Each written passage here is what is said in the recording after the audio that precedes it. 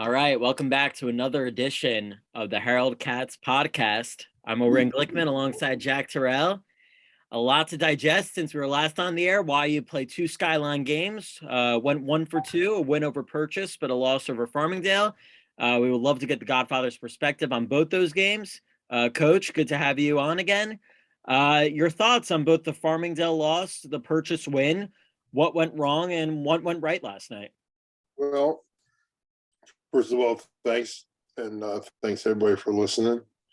I kind of think I'm kind of boring, so well, absolutely not. We got great reviews.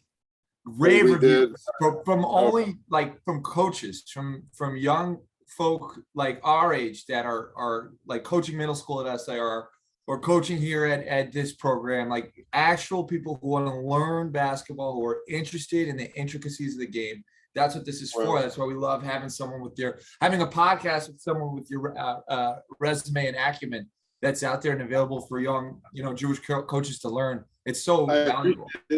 I appreciate it. I would tell the coaches that the only reason I know anything is because, like I said last week, I've made every mistake they're about to make, and maybe if you keep, you keep yourself from making them, then it's a better situation. So the answer to your question is probably 2 hours long. So why don't we just break it down? Bring a pen and notebook with you, basically. We're ready. We're ready for 2 hours. We're game. We're not going anywhere. Let's start with Saturday night, and we're going to clear up. All right, pull up a chair, kids, because we're going to learn tonight. All right. Here's my deal on that, and I think the first thing is to make a distinction, and it's an important one, and it actually sometimes burns me up, and I mean it in this way. I'm going right in, Jack. I'm not even going to wait. Let's go. I was told there was a podcast and talking about a post game at Farmingdale. In the Farmingdale game, we ended up losing the game. And somebody on the podcast that says something like, well, Coach Katz will just say that, we lost because the offense wasn't good. Correct me if I'm wrong, because the offense didn't work or we didn't run it or something like that. And here's the difference between a coach and a fanboy or a mathematician, however you want to call it, okay? Coaches have taught. I thought we were actually pretty good Saturday night. I really did. We didn't make shots, but we didn't crowd the paint. We executed offensively. And until the last 5 minutes, I thought we did a great job. Well, I don't know if the last 5, but around the 13-minute mark, I think it started to get away. And even though we were making a run once in a while, I think I'm watching the game thinking, well, we just need to get it a 7-10. And I think we got it somewhere near 7, around 10.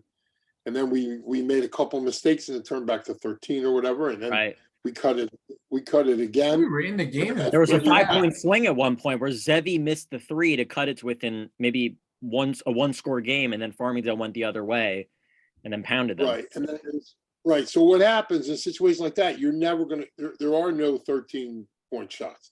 So you just have to break the game up and you just go, okay, let's get it to 7-10, 5-5. So I get 5 minutes to shave off 2 points. And at 5-5, I'm in a 2-possession game. So that's what I'm looking for in something like that. There is no, you're not going to, that basketball team has a scouting report too. That basketball team knows what they're doing too. So very good coach. Yeah, Toomey's great. So I mean, when you have all those things going on, you have to compartmentalize and say, well, now if you go back to watch the game, unlike what some say, I don't know, mathematicians or fanboys would have to say, coach watches the game like me. I'm watching the game going like, we're doing a hell of a job. We're doing a good job here. We just didn't make shots. And there's a difference between execution and and I kind of knew that all the fanboys were like, well, lost the game, so we must not have. Nothing could be further from the truth. I actually watched the game. I haven't gotten back to the whole replay. I think I'm about 10 minutes left in the game. Right. But up to that point, I'm actually kind of happy because I think, okay, we're just not making shots. And when we're, I don't remember the turnover number, or maybe you know what it was, but it was limited. We kind of got great spacing. We didn't necessarily hit everybody on screens, and we were some guys. Only 11 turnovers. Yeah. If anything, there were more turnovers in the game last night. No question about it. Oh, last night was, Yeah. we'll get to last night soon, but Yeah, go ahead. Yeah. One game at a One time. thing Yeah. at a time. So this is my point. My point is that sometimes, most of the time, I wouldn't even say most of the time, you could make book on the fact that coaches who know what they're doing have a totally different view. Let me say this, or Jack. Sometimes I'll watch film and I'm watching basketball, and other people will watch film and they are watching the migration habits of pelicans in 1571 Saudi Arabia. You know what I'm saying? Like, we're watching two different things. So when you come up to me and you're starting telling me what we should be doing, I'm just kind of sitting there going Pelicans, and I'm not talking to New Orleans Pelicans. I'm talking about the Saudi Arabian Pelicans. Like we're not on the, we are talking past each other because you can't figure out what in the world I'm talking about. And I could spend 5 hours with you and you're going to be stuck in your fanboy dumb or your statistical analysis and totally forget the fact that there is real process going on here. So go ahead, Jack. What were you going to say? I wanted to ask. I'm in the mood tonight, gentlemen. I'm in the mood tonight. So. Let's go. I love it. Not the night I should be doing the podcast. The viewers will love it. The viewers will love it. Believe me, we're all having fun. We want the truth. We want the truth. We can handle the truth. No, I had a question. You had mentioned to me that first 7 minutes was perhaps the best 7 minutes of motion that have been run by certain players and certain that we look really good. And in the first half, we were tight. I think we were winning at half, or it was very close. I'm looking at the box score here. Maybe that's a fault that people could run into. And I'm looking at the final score, and this is something that we had talked about earlier, but I want to get it out there so that everyone could hear the response to this. The motion itself is created kind of like Phil, if I'm wrong, correct me, but the idea is similar to Phil Jackson's triangle where everyone is touching the ball. It's different, obviously, because you're doing different things, but the objective is team first. Is the motion failing when we have a situation where Zevi Salmon's shooting 29 shots, he's shooting 3 for 11, which means the good of a shooter he is. That means most of those threes weren't necessarily good, because if they're good, he's hitting them. And the next most shots taken are 9, 7, 3, 5. No. Was that maybe the second half flapping? No. Was that just we just got good shots and missed? Well, I try not to. I never mess with shooters. Okay, I just think shoot, and that's what's up. Right. I think there are a lot of people. The poor kid's 19 years old, and guys who have no idea what they're talking about. We're all over the kid, and that's just nonsense to me. Let me tell you what I saw. I saw for the first, probably till the last 5 minutes, he was great, really good. He just missed shots. Right, that's going to happen. The other team defends too. Like we forget that. The other guy, they're guarding also. So no, it's not an equal opportunity offense. Anybody who wants to play that can just go play someplace else. Like, coming into YU, I mean, just look at it. It wasn't equal opportunity when Simcha was there. It wasn't equal opportunity when Ryan was there. And it's not going to be equal opportunity when these guys are here. Now, is it always going to be that kind of distribution? Of course not, because one night, Dotan might be the guy. And the other night, Max might be the guy. God willing, it should come soon enough. Last night, Batesh was the guy. Last night, Batesh was the guy. So all that other stuff, like people get lost in the 29. I thought Zevi's a freshman in his 5th college game. Yeah. That's a very good point. Guys got to lighten up on the guy. Like, Like we're holding him to the same standard as we hold seniors, and that's ridiculous. All of them are freshmen. So when I watch it, let's go back. I was around when we installed this the first time. So I know what this looks like, and I know what this process is supposed to be. Right. Or you and I at the time had talked about it. Yeah. It's going to be a bumpy road. And we talked about this even before Donnie started YU. Fact. Yeah. And that we were going to do this. And you know, the cool part about that, Oren, was there were 7 people in the gym. Right. Outside of players. So when we talked about it, nobody right before there was a buzz. Yeah. Yeah. And so then, like, I look back on Donnie's first home game. I mean, it's me. It's Lior and Janet, and it's the Bergs, and you know, like a handful right. The student walked in. The original crew, the non-bandwagoners. Yeah. There was nobody there. Everybody, of course, now 1,000 people were there, but it was nobody there when Sim was there. Right. I remember. Nobody there. The three of us were here before it was cool.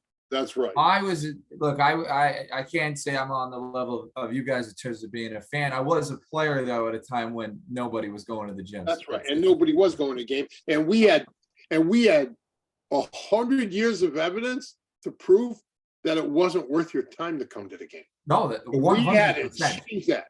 We had to change it. So there's a way to change it, and there's a way not to. So I have been through we have been through this process before. Sure. And I think it's so funny when I hear some guys say, like, and I laugh about this with your son Ellie all the time, that if I would have had Ryan, if I had Gabe, I would have. But brother, you weren't getting Ryan. You know, you weren't gonna get him, my man. You did not have. You know, there have been historical chances for you to get one of those, and it didn't work out. My brother. My main man, you know, that wasn't going to happen. But yeah. By the way, as you saw last year, it's not easy to coach those guys. Right. Like it's not because really harder to coach a team. It's not easy to coach a team like that. It's difficult to coach a team like that. And everybody thinks they can do it. Well, if you had them, I'd put money. Here's what I do know. They don't show up to practice. If they have them. Yeah. Well, look. Go ahead. Yeah. Here's what I know. I know that when we had them, we did things no one had ever done there. And what the advantage we had at the time is that we could let Donnie and Simcha grow into their job. And Simcha had dog nights, like just nights where now look, he was such a great shooter. They didn't have a lot of them, but he had nights where he just ain't good. No, he also had nights when he was a junior or senior, actually, when he was a senior, where they doubled him. Like, he just didn't go 7 points. But, you know, by that point, we had so many vets that they just, all right, so now, okay, you're not going to score. Donnie's going to score. Yeah. Coach, I totally agree with you. I think that the defenses of Zevi are totally valid. I think, just to play devil's advocate, I'm not even so sure I'm playing devil's advocate here. You know, but I will say the Illinois Wesleyan game, maybe they weren't able to really execute a scouting plan on him because he had only played one collegiate game before. Farmingdale did execute a good defensive plan against him. And now, just last night, true, he was in foul trouble, but only 6 shot attempts. So, but look, I think I haven't gotten this. I haven't spoken to Zevi, so I can't tell you this for sure. But I can tell you from my experience what I think is going on with that. Right. And that was just like, somebody's in his ear about 29. He's 19 years old. He's not going to. Right. That shouldn't happen. And all these guys just running their mouth like they know what the hell they're talking about. Shut up. I'm just telling you, shut up. You have an opinion. It's not a problem. But if you're going to broadcast your opinion, get used to getting punched in the mouth with it. You know what I mean? 100%. Shut up. He's 19 years old. Yeah. You blame me. You want to blame us? Coaches, I'm too old. I don't even care. You know, you do whatever you want. Of course. Just say whatever you want. A coach thinks that. Well, whoever said, let me just say this. Whoever said that I thought that the response I would have to our play on Friday night or Saturday night, on Saturday night, only Rabbi Berman called me up. On Saturday night, on Saturday night, anybody would think that on Saturday night, I would say, well, we were great on Saturday night offensively from the standpoint of not great per se, but great for the fifth game of these guys' career and trying to mess with these other guys. Versus a great team with a coach that, Well, has a plan. if you called me up on Friday and said, what are they going to do? Here's what they're going to do. They're going to hang in the paint and they're going to guard Zevi with Powell. It's not like they did everything we thought they would. What would you have, if looking at that game, like noticing how we did get open shots. Was there anything you would have changed? No. Let's get over. We got great looks. We missed them. You know what that is? That's basketball. I always tell people Will Chamberlain is, regardless of what everybody wants to say, including your brother who says that Will Chamberlain played against milkmen and post office guys. I know where you're going with this. I have a counter. He is the all-time greatest rebounder in the history of the league. Okay. Which means that in the greatest league in the world, there were thousands of rebounds for people to get. So we're going to take a bunch of 19-year-olds essentially and hold them to a higher standard than the players in the greatest league in the world because guys miss shots. That's what happens. We had 11 turnovers. Yeah. If you go through a game with 11 turnovers, pretty good. You should win the ball game or at least compete. 11 turnovers with no Zach. What's that? 11 turnovers with no Zach. Yeah, we missed shots. That was the problem. So ironically, do you think there are more positives to draw from the loss on Saturday night compared to the win last night? I'll be honest with you. I can't think of one positive from. Let's hear about your thoughts. It was ugly. It was ugly. And Jack and I want to get your perspective on this. Jack and I talked about this before we went live with this podcast. We think the lack of a natural point guard is vulnerable to the press. What's your perspective? We want to ask you, because we're talking and we see that they're pressing and we have like Dotan, who's a rookie, Matan, who's not he's got a left hand. He's not a great ball handler. I'm not going to call him that. He's not a bad one, but he's not a great one. And when you see a press like that, where it's not a general man, they're kind of man, kind of trap, kind of rushing. Do you think the lack of a natural point with Max injured and Adi out, did that take us out of our stuff? Are we worried about that? I personally don't think so. One, because they got no turnovers on it. We turned the ball over on other stuff. Right. But we didn't really turn the ball over against the press. I personally don't think you should be dribbling against it anyway, because there's layups at the end. Look, here's how I teach my guys. And if you clowns are listening to this, you can repeat it with me. You get 5 seconds out of bounds. You get 10 seconds in the backcourt. That's 15 seconds, and we can still get a layup. But what we tend to do, or what guys, I don't even know how to say this. We should be playing north and south. We're playing east and west. If you play north and south, there are layups at the other end. Wide open looks at the other end. You play east and west, and sorry about this, guy. You've essentially made them do nothing. Right? Right. They're just throwing the ball back and forth. We're at the beach, and now there's 18 seconds to go on the shot clock. Right. You know what I mean? Like, to me, I'm attacking the press. So it's a fair point in regards to the point guard. But let me say one other thing, and Jack, I told you this the other day. And this is another distinction that I think all these young coaches and coaches who are listening to this podcast need to think about. Because I'll preface it by saying this. I'm doing this for over 40 years. I have never numbered a player once. I never said to a guy, you're the one, you're the two. I don't even know what the hell that means. I remember, listen, this is a great story. I'm teaching a kid, parents want me to teach them some basketball. So I'm teaching them. His friend comes. He's about 6'1". Plays at a school out in Silver Spring. So we're just going to do a little ball handling. I tend not to do a lot of it. But we're going to do a little bit of it. So I say, the kid, we're going to do. He said, well, I don't dribble. I said, what? He's an 8th grader now. I said, what? He said, I don't dribble. I said, why don't you dribble? He said, my coach said I'm a 5. I said, your coach said you're a 5. Son, Shaq's a 5. You're a 6'1" Jew. This is about as big as you're ever going to get. So if you want to keep playing basketball, you better get yourself a handle. But think about what you just did to that eighth grade kid. He's a 5. You go back to the basket, that boy, in 8th grade. Is that what we're gonna do? Mike Krzyzewski, I heard a quote from Mike Krzyzewski years ago, like 2 decades. He said, if you, and this kind of goes to my actually offensive thinking. If you take a plant and you stick it in a pot, it will take the shape of the pot. If you take that same plant and put it outside, it'll be all over the place. It'll grow exponentially. Well, that's the same thing in basketball.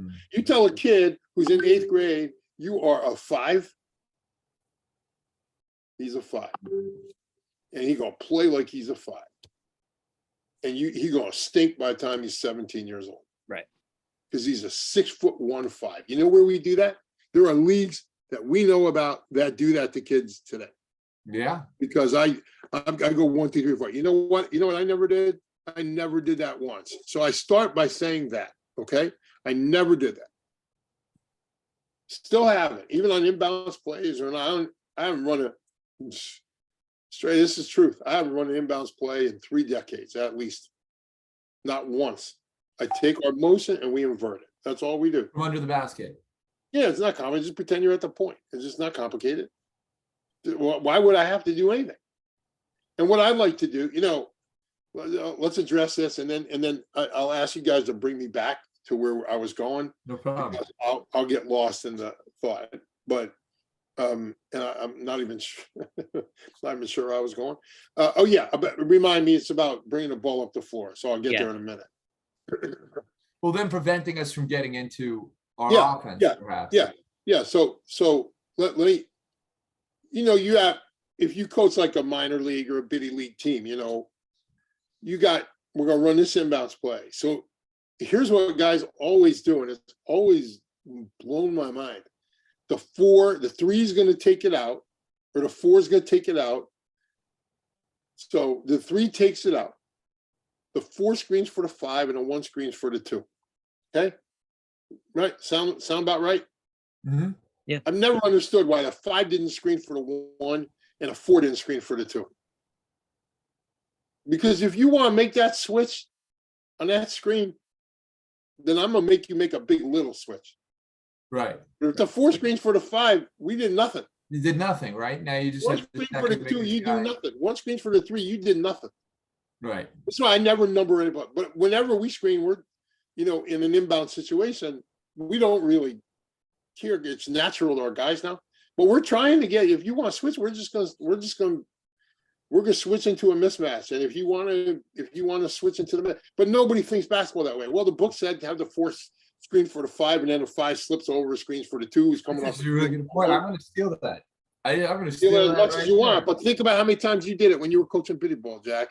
And you're like, the 1 screens for the 2, and then the 4 screens for the 5, and then the 5 comes, swings around, and gets the 3 coming in from out about. The hell?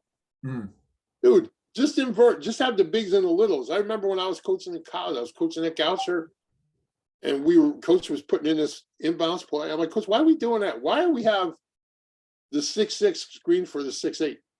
Why don't we have the 5'10" screen for the 6'8", or the 6'8" screen for the 5'10"? Because if they want to switch that, you're either going to switch it and we're going to get a mismatch, or you're not going to switch it and we're going to be open when we hit you. That's what's up. Like I said, my basketball brain works a little different than a lot of other guys. So, and on that point, now I'll come back to it. You don't have to be a great ball handler. Let's address the Matan thing for a second. You don't have to be a great ball handler. You only have to be as good a ball handler as the guy guarding you can guard the ball. You follow me, Oren? Yeah. You don't have to be a great ball handler. This is for coaches outside, because everyone's like, well, he's the one, so he brings it up. I'm like, screw that. Nonsense. You don't have to be a great ball handler. You just have to be better than the guy guarding you can guard the ball. So if you got some kid who's a little lanky in your lineup, he's your lanky 5, and he's going against a big foot, size 16 foot, 225, 250 pound center, that boy can't guard the ball. Have him bring it up. And then we just get right into our offense. I mean, guys that plays, I'm just saying with us. So to answer your question, Jack, there's some validity to what you're saying. And obviously we want Max or Zebi or more than Orrin with the ball, obviously. Yeah. But if not, so, the guy bringing up the ball should be the guy whose guy can't guard it. You know what I mean? And then that kind of takes your press and throws it out the door. Because we're just going to use Dotan, and the guy checking Dotan couldn't guard it. No, he did force a carry though. He did, but that's just Dotan. It wasn't like a forced carry. No, it was just Dotan carry in the back. Yeah, that was a Dotan that carry. was a freshman move. And like that's he's a basketball player. It's going to happen. So Right. there are, but let's go with last night. I want to address last night. Let's do it. Yeah. So we'll. Yeah. We could circle all the way back, but I think this is an important. I've always told my team, I would much rather you as kids and players would much rather lose and play well than win and play poorly. Because if you win and play poorly, you're going to be hell to pay when it comes Monday. You know what I mean? Like, we're either getting better or we're not. And I'll make this one point. If you're happy with the game last night, then you came to this university 20 years too late. Because that we in the 90s, they'd jump for that. We won the game. This is not the place for you if you're happy with the way we played last night. Yeah. This is not the team for you if you're happy with the way we played last night. There are expectations that come with what we have done. And I say we as a community, not necessarily the coaching stuff, but we know what we expect from us. Honestly, we didn't run. I couldn't imagine we would crowd the lane line like we did. That was just ridiculous. Our spacing was confined to a 12-foot area. So while there may be those other people on that who assume that I would say, well, we won the game and our stuff didn't work with the lick last night. We got great stuff. Got a back cut from Adi right away with Mr. Reverse layup, not only to call him out. Well, you got to make that shot. You're like a junior, senior, and he knows that. He's not going to. Even down the stretch, it didn't even seem like they defended all that well. We didn't guard anybody. They didn't protect the perimeter at all, and they just got lucky towards the end when they were not hitting their threes anymore. I'm saying we, because it's as much my responsibility as part of what we're doing, and Ellie's responsibility, and Joe's responsibility, and Donna's responsibility, and Mike's responsibility, as it is every player on the team. And if you're happy with what happened last night, you know what you do in a game like that? You grab your clothes, you skip the shower, you get on the bus just in case they made a mistake. So you stunk out the joint from jump. You stunk. We last night, like I said, you get the win, and that's great, and we need to get as many wins as we can. That's what you get paid to do in college. Right. But if you're happy with the way we played, this is not the university for you. This is not the team to play for. Go play elsewhere. Or go back in the time machine and play 20 years ago here, because that would have been one of your 6 wins, and you'd have been happy that you got one. I'm thinking we have set a different standard now. And if somebody's mad at me for saying it, be mad at me. I don't really care. Are we 2 3-point reliant, this team? As far as I'm concerned, we're always 2 3-point reliant. Yeah, like been that way even with the Golden. To be fair, in years past, while we've had excellent shooters, we've had Gabe, Donnie in the post up, Ryan in the post up. I don't see us doing a lot of that this year. We've had great post passers and post finishers in the post. In other words, or the whole idea of what we try to do is play inside out. Like I told you last week, we're an analytics nightmare. Because we don't play the way analytics wants us to play. We're currently doing that now. So we've become 2 3-point reliant. And interestingly enough, while we may have a professional shooter somewhere, we don't have professional talent around, so we don't have the analytics, the numbers don't lie, but the talent does. Right. But well, actually the talent tells the truth, and it makes liars out of the number. So, yeah. But again, that was, I think, the most important lesson, Orrin. We were just crap last night. I couldn't even. My wife wondered why I wasn't saying anything, because I'm usually like throwing stuff at my TV. Right. Like, I'm one of those guys. Like I it's funny when I'm at the game, I don't necessarily do that. When I'm alone, I can be screaming at Oren Glickman or the play-by-play guy or whatever, and nobody say a word, or Jack, sit down, like that kind of thing. But she was like, I said, no, I'm just watching. Honestly, I'm just watching. It was very sloppy. I'm just watching dog poop. We played. It was dog poop. It was like what in 5 minutes worth of film today. Just going through the first 5 minutes. I mean, Jack and I were conversing throughout the game, and Jack, you can attest to this. I got frustrated every time Matan worked his butt off to get to the line, but it would be an empty trip. Well, forget that 1 second.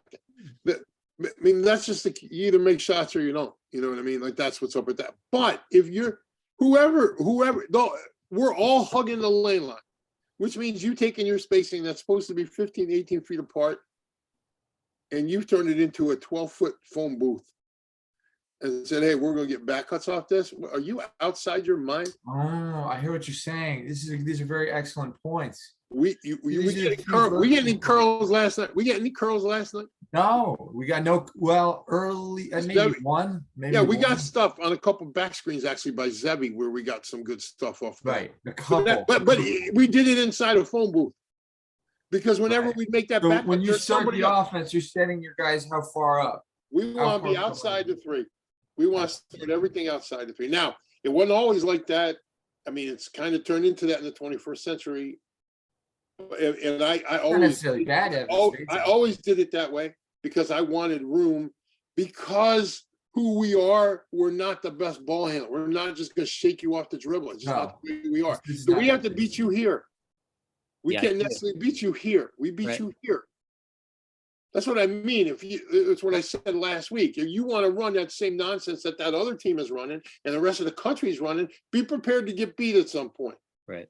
But you're trying to win a national championship, or you're trying to win your league, and without that kind of talent or athleticism, and you're going to run that stuff, well, good luck. Because I'm telling you, at this place with our kids, it's not going to happen. So we have to be here. Yeah. We do some things that are a little more, I don't even want to say methodical because they're not, but they're more. It's not even an intellectual thing. This is actually totally off point. I'm not even sure I should say it, but it's not. I agree that this year's team definitely does not have the top athletes or the top talent. Though Oren, great shooter, Zabi, great scorer, Matan, great scrappy guy, scrapper. Would you argue last year's team perhaps had that athleticism and top talent? I mean, maybe we were 3 guys in. 4 guys in. Right, but it's like Coach said, if we're lacking in that area, we have to make up for it with this. Across the board, Jack, we're going to practice. Let's just take last year's team. Whatever you pick a team in the league, whatever team we played, they're going into their depth and they're getting athleticism they have to play. Right. We're going into our depth with our athleticism. No. We don't have athleticism. What are we doing? Yeah. Who do you think we're going against? So there is it's part of the distinction that you have to make. As a coach, you cannot afford to take a micro view because that will guarantee you're getting beat. You must take a macro view. And this entire year and the whole 4-year process of this class is going to be a macro view. Yeah. Part of the problem with a full bandwagon is everybody got something to say in the micro view that we have. It's mega micro. You're 100% right. And we need, we could take a macro view in every frame and every game, so to speak. But the view that we watch with the micro view is a macro view. So the process is a macro process, if you know what I mean. It's not just like there are some things that we could sacrifice tomorrow that will bite us in the rear end 2 years from now. Mm-hmm. We showed that last night. Last night, we showed that if we continue to do that, whatever the wagon seems to think is going to happen, I can promise you will not happen. Right. It won't happen. We just don't have the talent to override the mistakes that we're making last night. Right. Depends. Now, you want to beat Purchase? I mean, I don't want to say anything derogatory, but if I'm not mistaken, or correct me, I'm trying to remember this. Sure. I think we got beat on the shot on the. We gave up 95 points. We got beat by Purchase that night in whatever, when we had that 17-game winning streak and we lost to Farmingdale, then lost to Purchase. We lost. Yeah. Before that, the only time they beat us once we got cooking was at a buzzer beater when the shot clock, we thought the shot clock sounded like the game clock. So we thought the game was over. Yeah. Yeah. Don't get the buzzer. Yeah. You know. So that's the only time I remember since the playoff game. The freshman playoff game that you called. Since then, we lost that one. Now, we may have lost another one. I don't think so. We lost that one in Donnie's sophomore year, and then we lost that one in Donnie's junior year. Yeah. Okay. But then they were the best team on the other side, and we ripped them something terrible that senior year. Yeah. Well, and I don't think they've beat us since then. No. So, like, we kind of have their number Yeah. a little bit. Most of the time we've been playing over there. And the facts are, we were straight up dog poop last night. Yeah. So I'm the exact opposite of what people would think I was going to say. Right, because people had the negative reactions after the Farmingdale game and the positive reactions last night because it was a win. Macro view, micro view. Or let's just say basketball, Pelicans, Saudi Arabia. You know what I mean? Like that's my perspective on it. So I know I may piss people off here. I love this team. I love them. They're great people and they're great kids, and they are going to be great. Yeah. They're going to be great. And sometimes you pick a bad day to wet the bed. We just got lucky on that one. You know what I mean? Like that's why I say grab your clothes and get the hell out. I agree. Sorry about that. My camera went out. It's acting shaky. I feel like we kind of scrapped that one out. You know, some games. Yeah, there's something to be said for that. There's something to be said for that. Like it's a toughness thing. You stink all night. You find a way to win. I get it, and I like that. But it's not. I agree. If I am playing on that team, and I've been in situations like that, you're not happy leaving. You don't leave this game satisfied as a player. You feel like you got beat. You feel like you won, but what was the positives? It's like moral victories and moral losses. Yeah, like some people don't believe in it, but I actually think there is something to it. That's a moral loss last night. Like we didn't really play that well. Well, our play was immoral, but immoral. Look, it's my even worse. I feel responsible for that too. Because if you're going to stand on the positives, you have to take responsibility for the negatives. Right. So I'm saying on Saturday night, I was actually pretty good with what we did. I watched the game and I watched it over. I did film study on it, and I'm just kind of like, the only thing we could have done much different was make shots and guard somebody. I mean, we're not guarding anybody. That's a problem right now. Right. But we'll fix that. Like a lot of these guys are 6 games into their career. Right. Yeah. Farmingdale's an experienced side. I mean, they're essentially seniors. Yeah.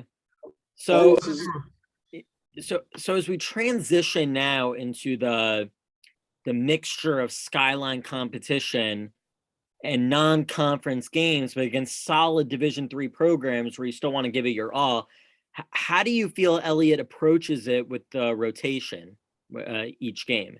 Well, I think now the question is, Adi going to be healthy enough to play? Not sure about that. I don't think so. I don't think he. Yeah. You don't want to. Seems like a bad concussion. Rush in the head. I'm not sure Max is coming back right away, but he may. He's supposed to be Sunday. We'll see if he plays or not. And I'm telling you something else. That team coming in here Sunday. They lost by 12 today to Babson. I get it. There's some big boys over there, man. Oh yeah, they are huge. Yeah, I think Amherst is one of those Division III programs that is. NESCAC. They're like competitive. They're like competitive in every sport. Yeah, and they could be competitive for tallest man in college basketball every sport. You know what I mean? Like they're just big, 6'10s, 7'1" or something. Like they got some size. They got 4 6'10s or something like that. I forgot. Do you think Elliott sees the games as if like he wants to go all out, or he realizes now? We're taking the floor to win. But the difference is, if we want to get where we want to go, sometimes we're going to get punched in the mouth and we have to deal with it.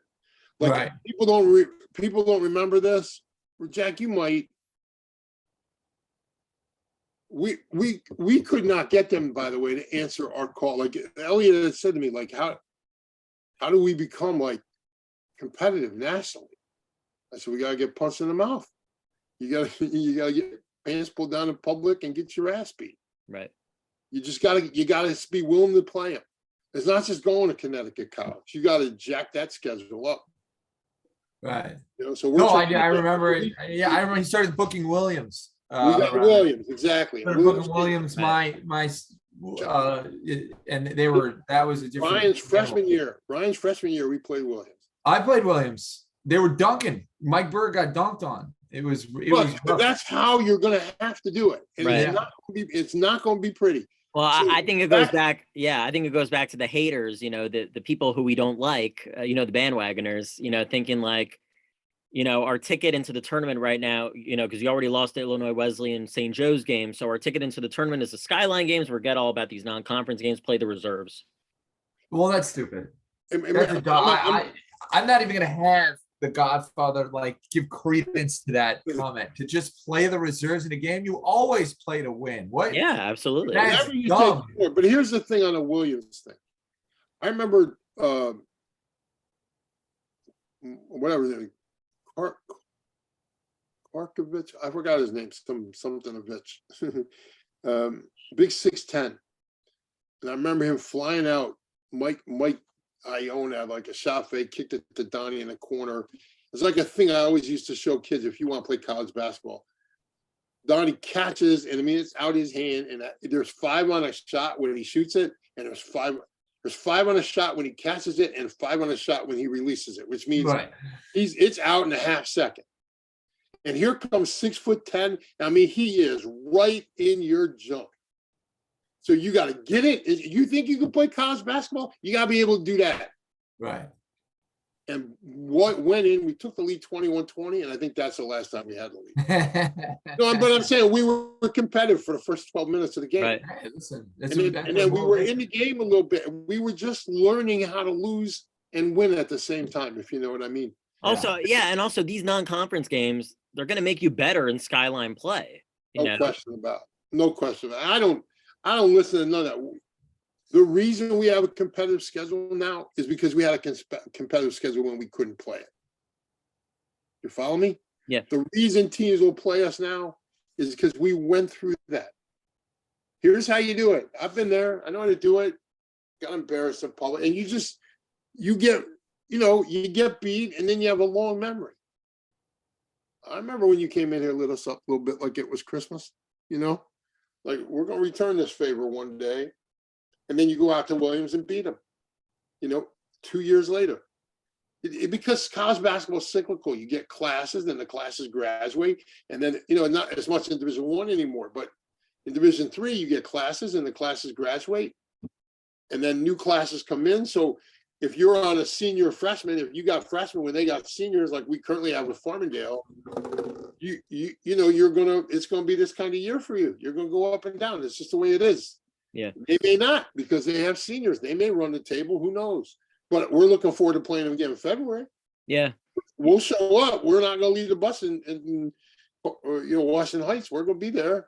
We're not afraid to go back, good as they may be. Let's go. Let's do it again. Well, I'm circling back here, and this is a little more off topic. How do we get Xavier more open shots? He's had he is young. He's younger. They're treating him like a senior. They're putting their 22, 23 reclass physical guy on him to hold his jersey and grab his shorts. Yeah. Is it really on? I know, and how do we get him open? I'm all in with Coach on defending Zevi. I'm in that department, but is it really on the teammates, or is Zevi finding it more difficult to draw separation from his defenders? Look, Zebby knows how to get over. We've had discussions with him about it. He knows exactly what to do. Yesterday, I think, was a combination of a lot of Foul noise, trouble. a lot of noise around us and the foul trouble. And then you never found a groove to play. But just to let you know, like he sent us a little reminder of exactly who he is with about a minute and a half to go. And Oh yeah, that three at the top of the key. In case you forgot I'm here, let me just remind you. Boom, shook.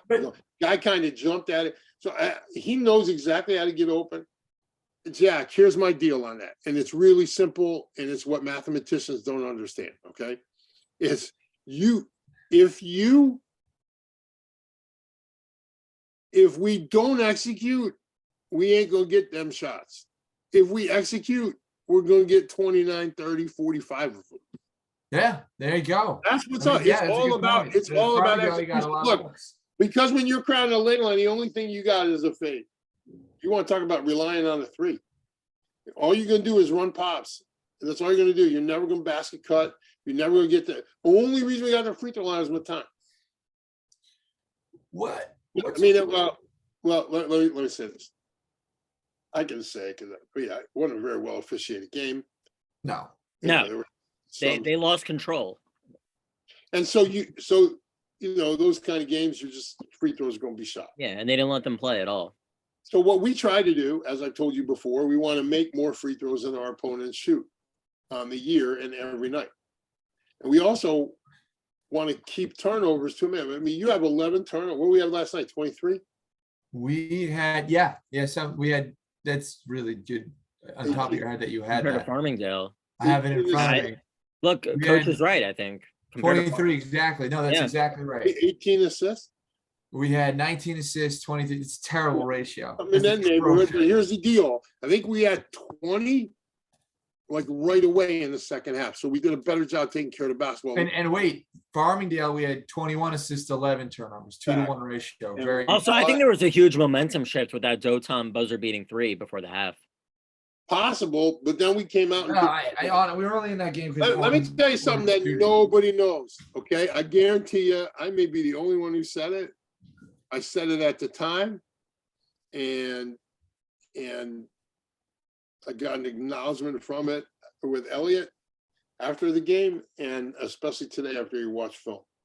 If you go back and watch the game, Oren has 20 points at the half, and every shot he shoots in the first 10 minutes of that half is short. Now, there's not a lot of them, but he missed a floater. Might have missed 2 threes, and they were all short, which means that well is about run dry. And then, what's that mean? Well, he just didn't have a lot left. And then energy-wise, well, just a whole mess of things. He's out of rhythm, and we're not getting him the ball because we're not doing a very good job of execution. And then that's what short setting his feet. And then no, he's short. He's front rim and everything. And then so his legs are here, his legs are there. Right. And then they made the absolute dumbest mistake you can make with a kid like that, because he is an outstanding shooter. Yeah. They made the most ridiculous mistake. Somebody got called for a technical foul. And it was very unclear. And he goes to the line and shoots 2, and I go, there might be some leaky water in this well. How do you let him get back off? He's done nothing for 10 minutes. STFU, just shut up. Right. Somebody gets attacked. The kid goes to the line, bangs them both, and Katie barred the door. Boom, boom, boom. Set him up. Yeah. Let him right back in the game. The kid was out of it. He just wasn't shooting the ball very well at that point. Yeah. He was. I was tracking Oren because it was an analytics thing. I know, but I do find it intriguing. There's not 100% credence, but I did find it intriguing that Oren up to that night was shooting 46% from 3 on 31 attempts. So I wanted it, and he only shot 5 shots for Farmingdale, which I thought was a mistake. That was my personal opinion. I thought he needed to shoot more. So for fun, I was tracking his shooting throughout the night, just for fun, just to see it. I'm just learning as a student, just taking a look. And I did notice that, but until that point, he's about 2 of 7. And then he shot the free throws, and he finished off the game, 8 for 11 from 3. He didn't miss another shot. He was on fire. That's a very good point. Right. So think this through for a second.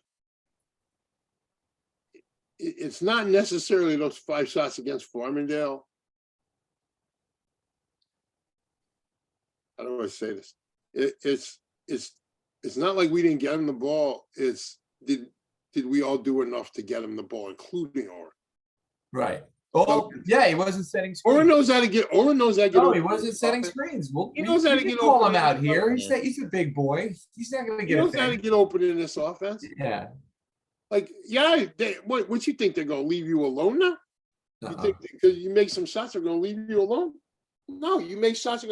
Great story. You remember, I heard this one from Kevin O'Neill, who I no longer talk to for whatever reason. and Kevin's coaching at Marquette. Okay. Now, do you remember William Gates from Hoop Dreams? I don't know if I remember. You see the movie Hoop Dreams, the documentary? Oh, yeah, of course. Yeah. Okay, so the heavier dude who hurts his knee, right? The main guy, yeah, of course. He ends up going he ends up going to Marquette. Right. Plays 4 years there. Right. And I believe in his senior year, they're playing Cincinnati in the NCAA tournament. I heard this from Kevin, told this to me himself. Okay. Sorry to drop the name, but since nobody knows who Kevin is anymore, I can drop it. Yeah. So Kevin's like, it's the first time out of they're playing Cincinnati. I think it's Cincinnati. He's still at Cincinnati, and Huggins is coaching Cincinnati. and they're leaving Gates wide open from 3. I mean, wide open. And they come to the first TV timeout. He comes to bench. He says, "Coach, I'm wide open here. Like, can I shoot this?" Kevin goes, I put my arm around him and I pointed, just like I point down to the other end of the floor. I go, "You see that guy right there? His name is Bob Huggins. They pay him over $1 million to make basketball decisions. Now, son, let me ask you, do you think this millionaire is making this decision and leaving you open on purpose or by accident?" He goes, the kid shot like 20% from 3. Right. So Bob's sitting there going, you shoot as many as you want. Okay. So he's like, you think that guy's leaving you open on purpose or by accident? So I got you, coach. And he sits back there. But I can make it. And Kevin's like, you probably good, but not today. Like it's not gonna happen. Like that's the whole, like that people don't get that. Well, he's open, Yeah, there's a that guy's makes $1 million to make that decision, and he's deciding that you ain't good enough. So I'm gonna leave you open. Here's the parallel. Yeah. You think they gonna leave you open after you made 7 the day before? Or you think you gotta earn that? You gotta earn it. Right. So Zeb gotta earn it from jump. Well, after that Wesleyan game, right. Yeah. Or then Oren hits a bunch against Webster. He got to come back now. You get Brooklyn's whatever. Right. But you know how to get open. You know what you have to do. You're gonna squeeze the paint. Yeah. You can deal with the repercussions of it, or you could do what you're supposed to do. I'm not calling out Oren. I'm saying to everybody, the whole team. You could call out. It's okay. Listen, it's okay to call out Oren. He's a senior now. I'm not trying to call out Oren. I love Oren. I'm just saying. I love Oren. Oren was at my Super Bowl party. Oren's dad and I are like this. There's no problem with making a constructive criticism on. No, I'm not. All I'm saying is, they have a scouting report too. Right. They read the paper too. You know what I mean? Like, okay, so here's the story. I'm coaching at UMBC about read the paper, right? That's where I learned this lesson. I'm coaching at UMBC. It's 2 great stories with that. I'll get. So on that staff at UMBC, for those of you who know, I was on staff, but we're playing Xavier the day after Christmas. So shoot around is on Christmas. So who you think has to do shoot around? You have to open the gym and be there for them to have shoot.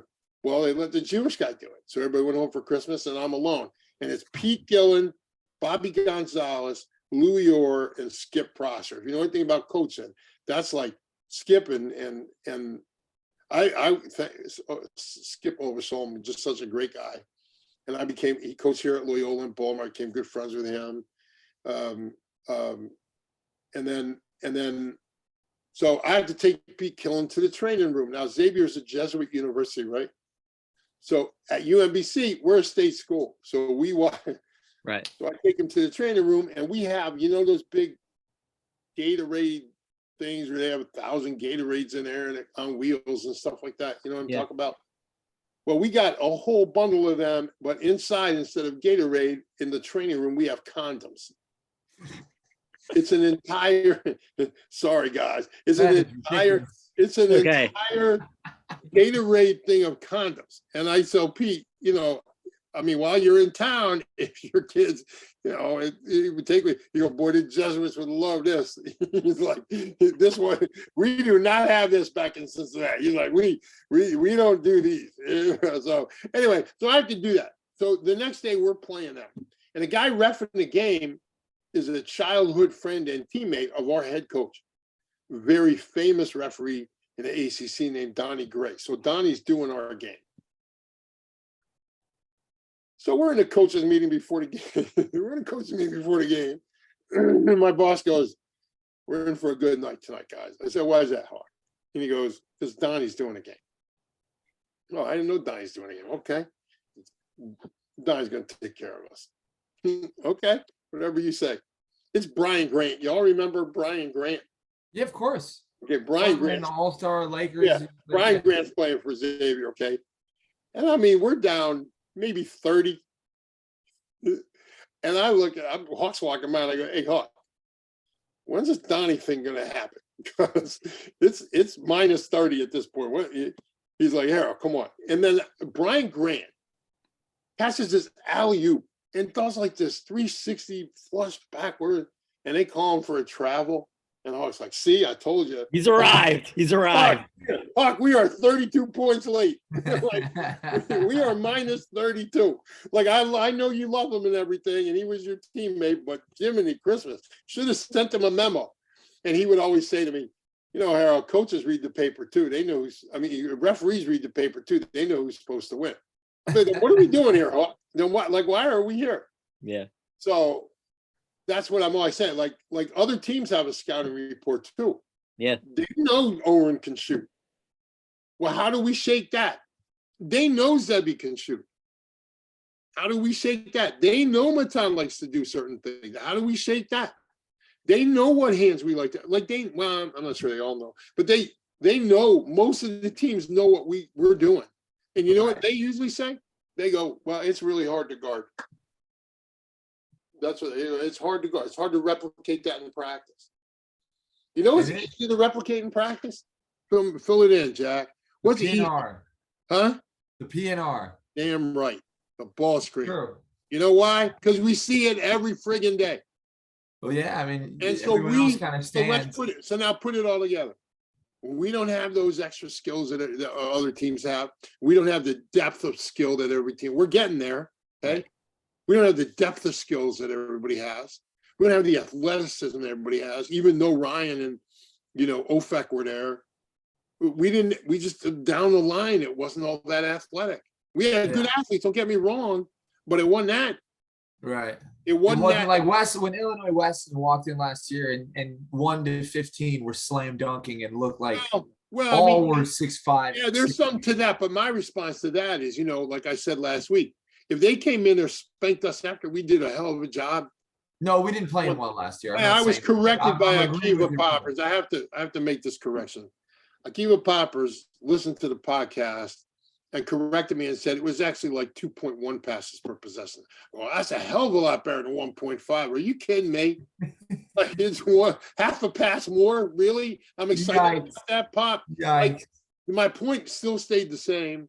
We didn't give them a run. And even with all their size and athleticism, we still didn't give them a run. No. We didn't stand up and punch them back. I think there was a problem with last year's team that I think the win streak got to people's heads. I think I don't know if you guys remember, but as we were starting off the season, we were like going punch. We'd have these halftime games where it was like versus Manhattanville or Kalamazoo. Right. The State. games were over before they even started. No. Oh, No. the Au opposite. contraire. We were messing with them. It's 36-32 at the half. 36-32 against Kalamazoo Tech, a garbage squad, and we're supposed to be a number 1 ranked team. And you're just like, where's, At some point. Yeah. We coasted, and then when there's got to be a sense of urgency at some point. I also want to, before I miss out, I should have said it earlier. Me, Oren, the Bergs, the Hodes, and Michael Stein. Yes, Mike. Maybe Nachum Spiegel. And Nachum. Nachum was there too. There was nobody in the gym. So that we could go through the process that we're going through now in silence. And knowing where we had to get to, and nobody was going to give their expertise opinion on it. Oh, everyone's got it. Right? Yeah. Everyone's got an opinion now. I always go to you. We always go to you. No, well, maybe that's why you're the least educated of the bunch, fellas. I'm just saying, like, everybody got something to say, and nobody wants to know how the hot dog is made. They just want to eat the hot dog. Right. It's an old saying in showbiz, like after the first opening night of the show, everybody's uncle has notes. It's the same thing. Right. Every game, every uncle, every cousin, every Zaidi, Rebbe, Chavruta, everyone's absolutely 100% right. Yeah.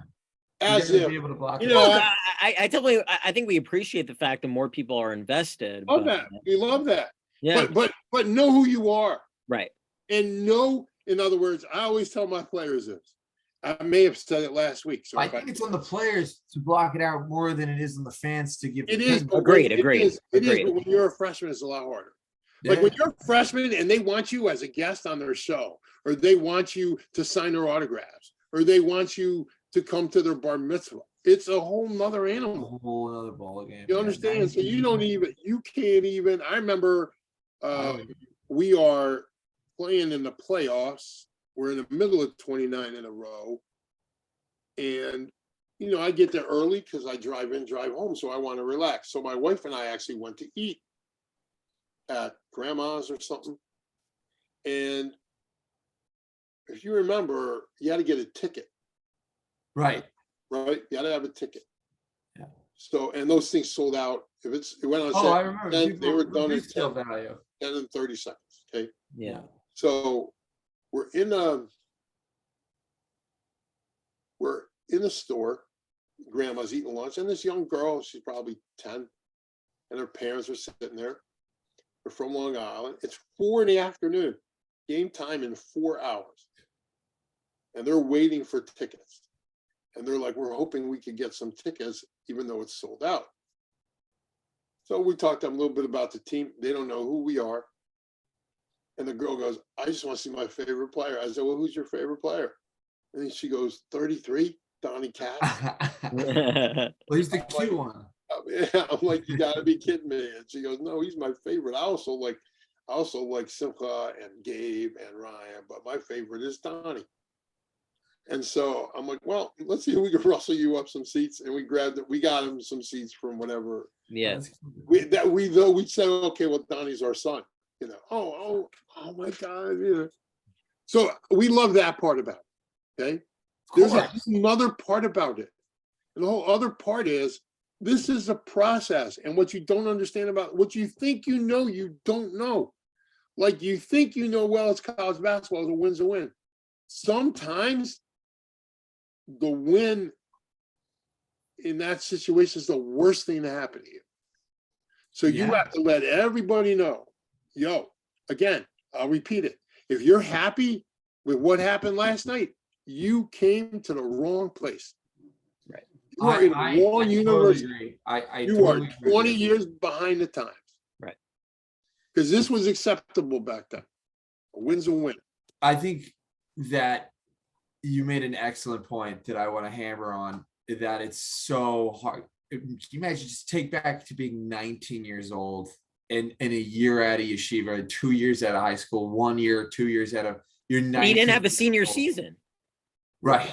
But not only that, you have the I agree with Harold, and I said this to my brother who disagreed and who, because Now he I didn't know watch him. the game. Ryan didn't watch the game. Ryan looked at the stuff, but the box score. Ryan was playing with Detroit.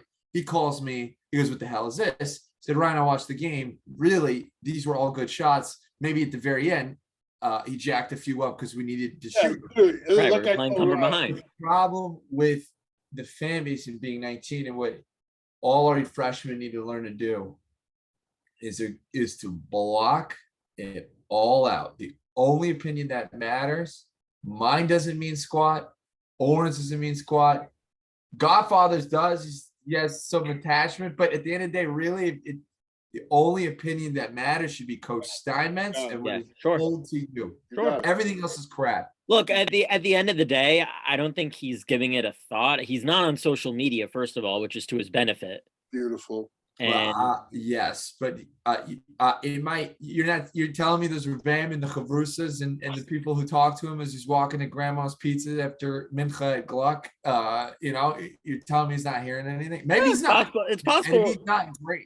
Look, If he's bro, not civil great, rights- But it's Then not he's just doing about it him. right It's not way. just about Zevi. It's not just about Zevi. No, but I'm talking everyone. Everyone's got to block everything. Roy Kavitsky, It's Dozan all noise. Markachev, Ignore the noise. all noise has got to be out. Listen, right. And that's what plagued the team last year, as Jack always says.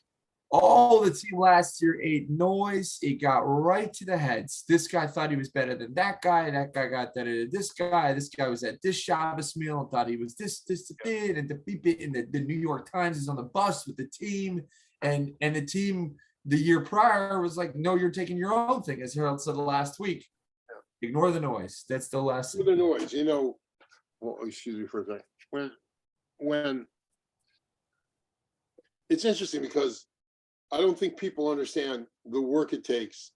Nachum always tried to get Donnie to tell him this answer, but every time he interviewed him, but Donnie just either didn't comprehend or didn't want to talk about it. But Donnie's probably in the summer of 9th grade going into 10th grade. And he says to me, "Dad, I want to play college basketball." I'm like, "Donnie, well, it takes work, man. You got to get in the gym." Like, it's kind of like that old Rocky thing.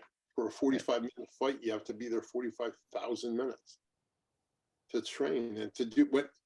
Look, I tell this to my team a lot,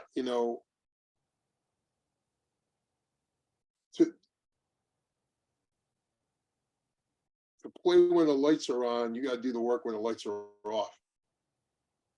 You understand? The work it takes every day after school, every single day. And I said, "Donnie, you got to ignore the noise, dude, because they're all going to tell you can't." Transformed his body from 10th to 11th grade. He's not going to be happy that I'm talking about it, but ignore the noise. And I'm telling you, if you listen to me now, it will get it done. But you have to forget. They're all going to tell you no. Ignore it. They don't know what they're talking about. I do, because it's what I do for a living. This is a great story. I take Donnie, I was working at Gautzer for like 20 years. So I'm gone now. And one of the guys I left, who the last couple of years I was there, he kind of doing some of our recruiting. Great guy. This kid played for us 20 years earlier. So I bring Donnie his senior year to a game. We always go to games, but we get there early. I know the guys, so I'm on the floor kind of talking a little bit. And this coach walks over. He goes, "Word on the street, he got slow feet." So I go, "Oh," he's talking about Donnie. "A word on the feet, he got slow feet." I said, "Oh, you mean like Larry Bird, Tim Duncan slow feet?" He go, "Coach, I'm just saying." I said, "I know what you're saying. But like that kind of slow feet, because Larry Bird had slow feet. Tim Duncan had slow feet. Coach, I'm just saying, Coach, that's the word." And Donnie heard that like his whole life. And so I remember telling this to the coach at Johns Hopkins, Bill Nelson, great guy. Yeah. And Bill says to me, they tell him to keep getting his track stars and we'll keep kicking his ass every time we play, which was going on for years. He goes, because like he said, I'm like Hubie Brown. If a mailbox can put it in the basket, I'm gonna find a way to get it in the lineup. And like, dude, if you get us buckets and you can stop them from getting buckets, we will find a way. And Nelson goes, the leading scorer I've ever had is a leading scorer in university is the slowest feet I've ever coached.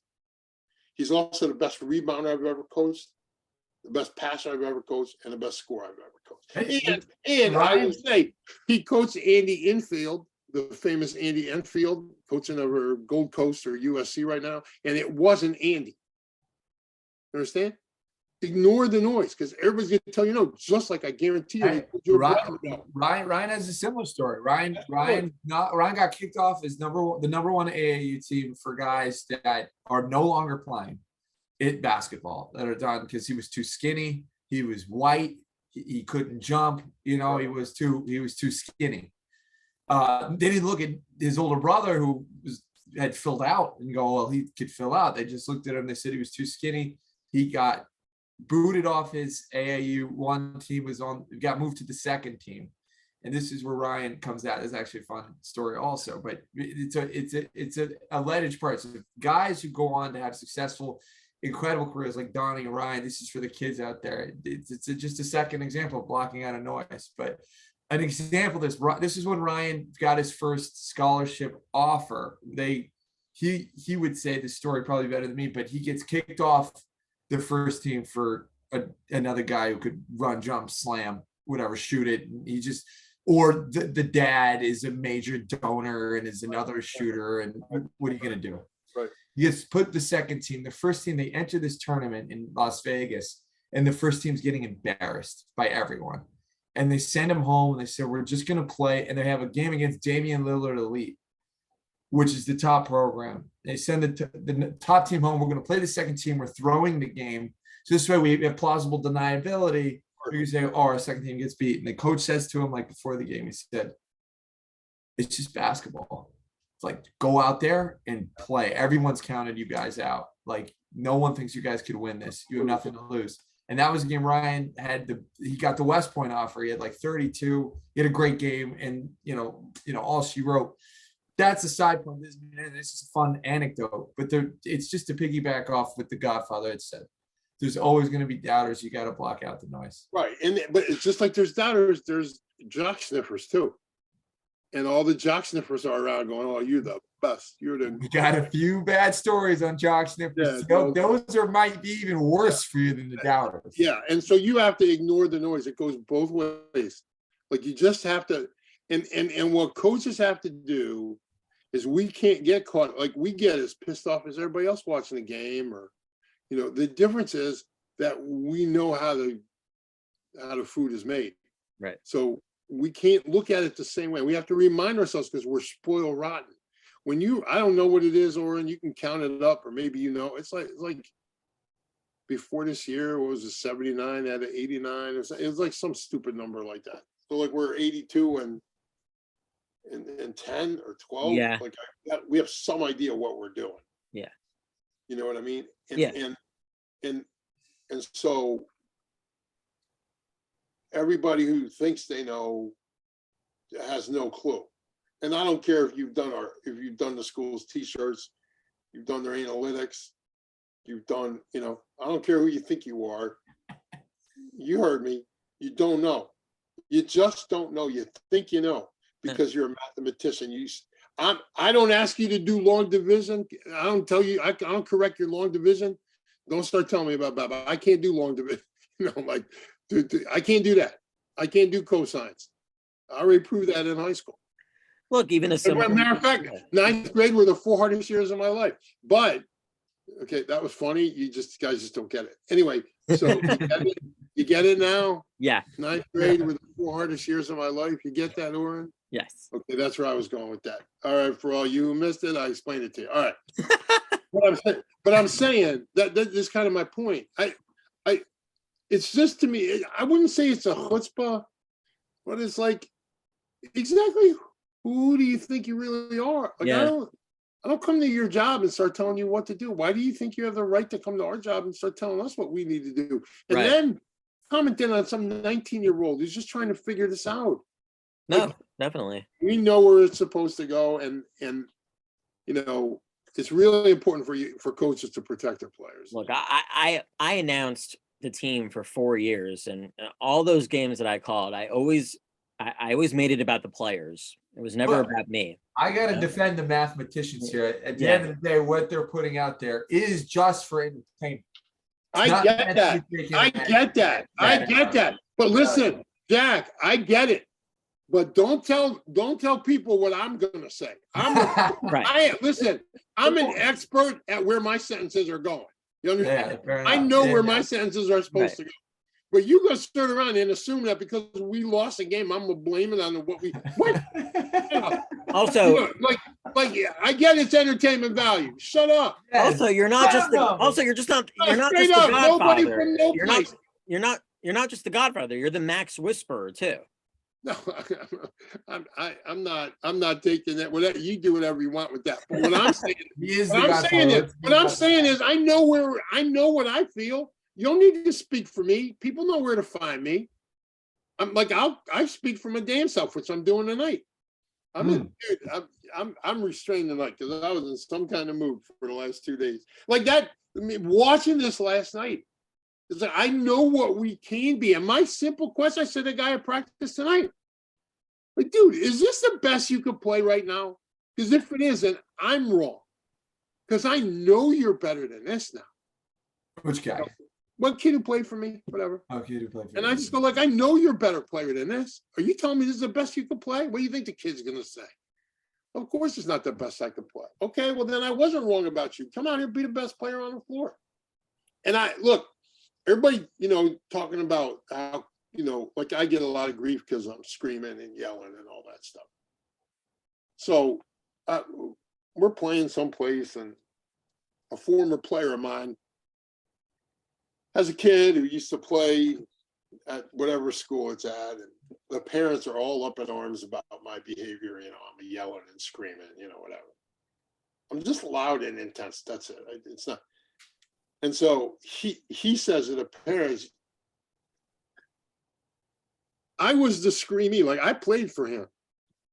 And I'm telling you right now, there was never a day where I did not know where I stood with him. I cannot say the same thing about my son who played here. There's never a day. And I apologize to the coach. I love the coach. I'm just saying, I probably shouldn't say this. Maybe we should even edit it. I don't want to get anybody in trouble. But the fact is, my kids never have a day where they have to wonder where they stand with me. Yeah. Never. Respectable. I'd rather play for that coach than. Who would you rather play for? Guys gonna hold you accountable? Like I'm just gonna hold your kid accountable. If you don't like that, you're playing in the wrong place. It's sort of like people who come to our school, know what we run, came to our school because of what we run. It looked fun. It looks like it's great to play in.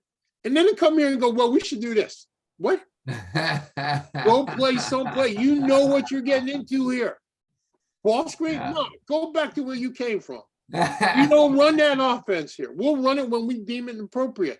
And we have instances where we can do it. And I don't even mind it that much within the context of, as long as we're doing things, whatever. The guys know what. This year we definitely don't have the team to run whatever that is. Well, I don't know what that we're referring to, but if there was that time to be flexible, it was last year. And but here's my thing though. There's no that. But you came here knowing we don't do it. How do you know that? Because you watched us play and never saw it. And so it's kind of like the people who leave New York and go to Florida and then vote the way they voted in New York.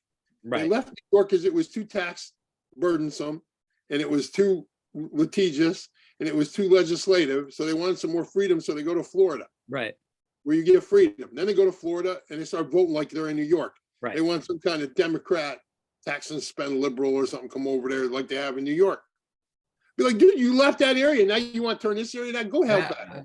Right. But you left it. Like a good comparison. You're sounding like a Texan, my man. All I'm saying is This is the same thing. You don't like what we do here, you don't have to play here. Strictly voluntary. Right. I actually don't know why more people don't transfer that, then they get here and they go, I don't fit into this. I have actually respect for people who, like, if I was a guy who showed up, I like a guy like Dylan Holt, I have a lot of respect for, where he's like, he didn't want to play in that system. He didn't get the guaranteed minutes that he wanted. He went to a place that Skyline competitor getting minutes. So respect to him. Like, hell yeah, go. If you're in a company, if you're in the workforce, and you like, you talk to Google, you give your salary, you give your tributations, and Google says we can't guarantee that, we can't promise that, and you go over to Yahoo or you go over to some startup, but you get what you want. That's huge. Good on you. That's like a good parallel. So too, like, for guys who come here and are like, yeah, I should be playing, like, basketball's everything to me, I should be go transfer. But here's the thing, I don't want anybody here. Look, there's an old saying in coaching, is the way that successful coaching is, you're going to have 5 guys who like you because you play them all the time, and 5 guys who hate you because you never play them. And the key to coaching is keeping the 5 guys in the middle away from the 5 guys who hate you. So, like, that's like an old coaching thing. But I don't want any player who's happy sitting here, because you don't compete enough for me. Right. Again, you're 20 years too late. Right. Happy. Like there was a time. So wait, you wouldn't want a player who's happy, like, sitting, like as a bet, like he knows his role. Oh, he two knows totally he's gonna bring it different in things. practice. I like role guys. Right, like a God Landau. He's great to have. I like role guys. Don't get me wrong. I like guys like that. But every one of them better want to be the guy. Like, not be the man, but every one of them better want to be able to compete and play. Right. Right. If you're done, you're in the wrong place. This is competitive athletics. Yeah. This is not Little League. And by the way, that goes back to the shot selection thing and the shot number and all that. If you want equal distribution, go play Sunday at the rec center. Go to the JCC. That's actually probably less equal distribution. I'll tell you, I'll play Sunday at 24-hour fitness and have 3 guys that look like Harold. No, they look like Brad Terrell, and I'm not getting. I worked. You can say me. Brad Terrell played Division I ball. I'll have Leo, Harold, and Brad. I'll have Akiva Poppers, Harold, Brad, and Leo as my other 4, and I won't see the ball. Sometimes really rough at 24-hour. Okay, well, Poppers might be in the most shape among that 5. He might be. That too, Brute. Really, Oren? Really? Oh, you boy. like that after all I've done for you? Oh my God. Wow. Little light humor there. I worked hard on my body, guys. No, you look great. By the way, I'm to be not honest, saying I've that. had 5 children, so let's. I'm not. We're not. I pounded to you in the post every we're time. Not gonna age. We're not going to age more than shape here. I think you look great. Yeah. We didn't say the handsomest. We went handsomest. Harold's number 1. That's bar none. Yeah. We're going Nice just. try, but my wife is the eye candy in the relationship. There you go. Fair enough. Good answer. Good answer. See, those watching out could learn more than just basketball here. It's the marriage tips. Yeah. So I let told me my wife there's only 2 things I know in this entire world. One's basketball, and the other's women. And she looked at me and she went, "Well, at least you know basketball." That's basically our relationship. There you go. That's the home that Donnie grew up in, right? So, but what I'm saying is, like, you know what we do. This is what we do. You watched us play. And then you go, okay, when I get there, we're going to do that. What? No, what? No, that ain't going to happen. So there's a guy on the team that, or he used to be on the team. He's not on the team anymore. He got cut, and he'll like, I'll text him like, "Hey, I'm in this rec league. They're looking for guys. You used to play on a team. It'll be good competitive." And he'll text like, "Is it going to be scouts? Is it going to be coaches?" I'm like, "Bro, if you're still looking for that, like, call Sarah Lawrence. Like, call a school that could use a guy who played in a program like YU, and you'll get a shot because you played for YU. Like, go play for, because I'm calling you because you love to play, and it's just to play. If I'm calling you, it's to play because you love playing. If you're still looking for that, call Sarah Lawrence. Call another school. I'm only saying Sarah Lawrence because I'm familiar with the school. I have friends who go there, so I'm not shouting out a school. Call that is the Pratt. Call it the point. That's the point. Get out of here. Yeah, like, if you're not happy, there's no reason to stay. My own opinion. I've always said that. Go play soccer or something like that. Go play volleyball. Or you were saying you wanted to segue. No, I agree with all this. In fact, it reminds me of my cousin who played high school basketball in Michigan. He had this sweatshirt, and it was a quote from the coach: "If you ain't working, you ain't playing." There you go. Yeah. I know if my guys are listening, pay attention, fellas, because you hear this every day. It takes zero talent to hustle. Effort takes zero talent. And yet, we'll be watching a college basketball game, and there is, I'm not saying at YU, because I think most of the guys bust their ass. Yeah. But there is zero effort. And I just look at it and go, are you kidding me? Like, that guy's playing college. It takes zero talent. It's a Joe Paterno thing. It takes zero talent to show effort. Effort has no talent attached to it. So what kind of motor do you got? Well, listen, here, okay, for all the young coaches growing up on the Steph Curry thing, here's something for you. The most important thing in basketball will never change. It is always about these four things: catching, passing, layups, free throws. End of discussion. I don't care how great you shoot the basketball. Passing, catching, layups, free throws. That is the essence of basketball. And most importantly, the little kids is listening and paying attention. Sometimes adults too. So listen and pay attention is your kind of underlying thing. But on the floor, passing, you can't pass catch, you can't play. You just can't play. It starts and ends there.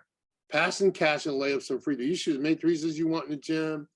I always get a kick out of people. They come in the gym. What's the first thing they do? Grab a ball and then do what? Shoot a three. Sit around. What the hell? Like, I fall for this too. I have a really bad habit of doing this all the time. I always grab it and shoot the three. What? It's true. Like, I've in my life. My dad used to pull my ear. Right, Brad never gets physical. Laurel's the pull the ear type, but the one thing my dad would get, he used to pull my ear when he'd see me in high school, come out of halftime and take a bunch of threes. He'd be like, "What are you doing?" Right here at the bucket. Yeah. Work your way back. But kids don't listen. You know, everybody wants to be Steph, you know.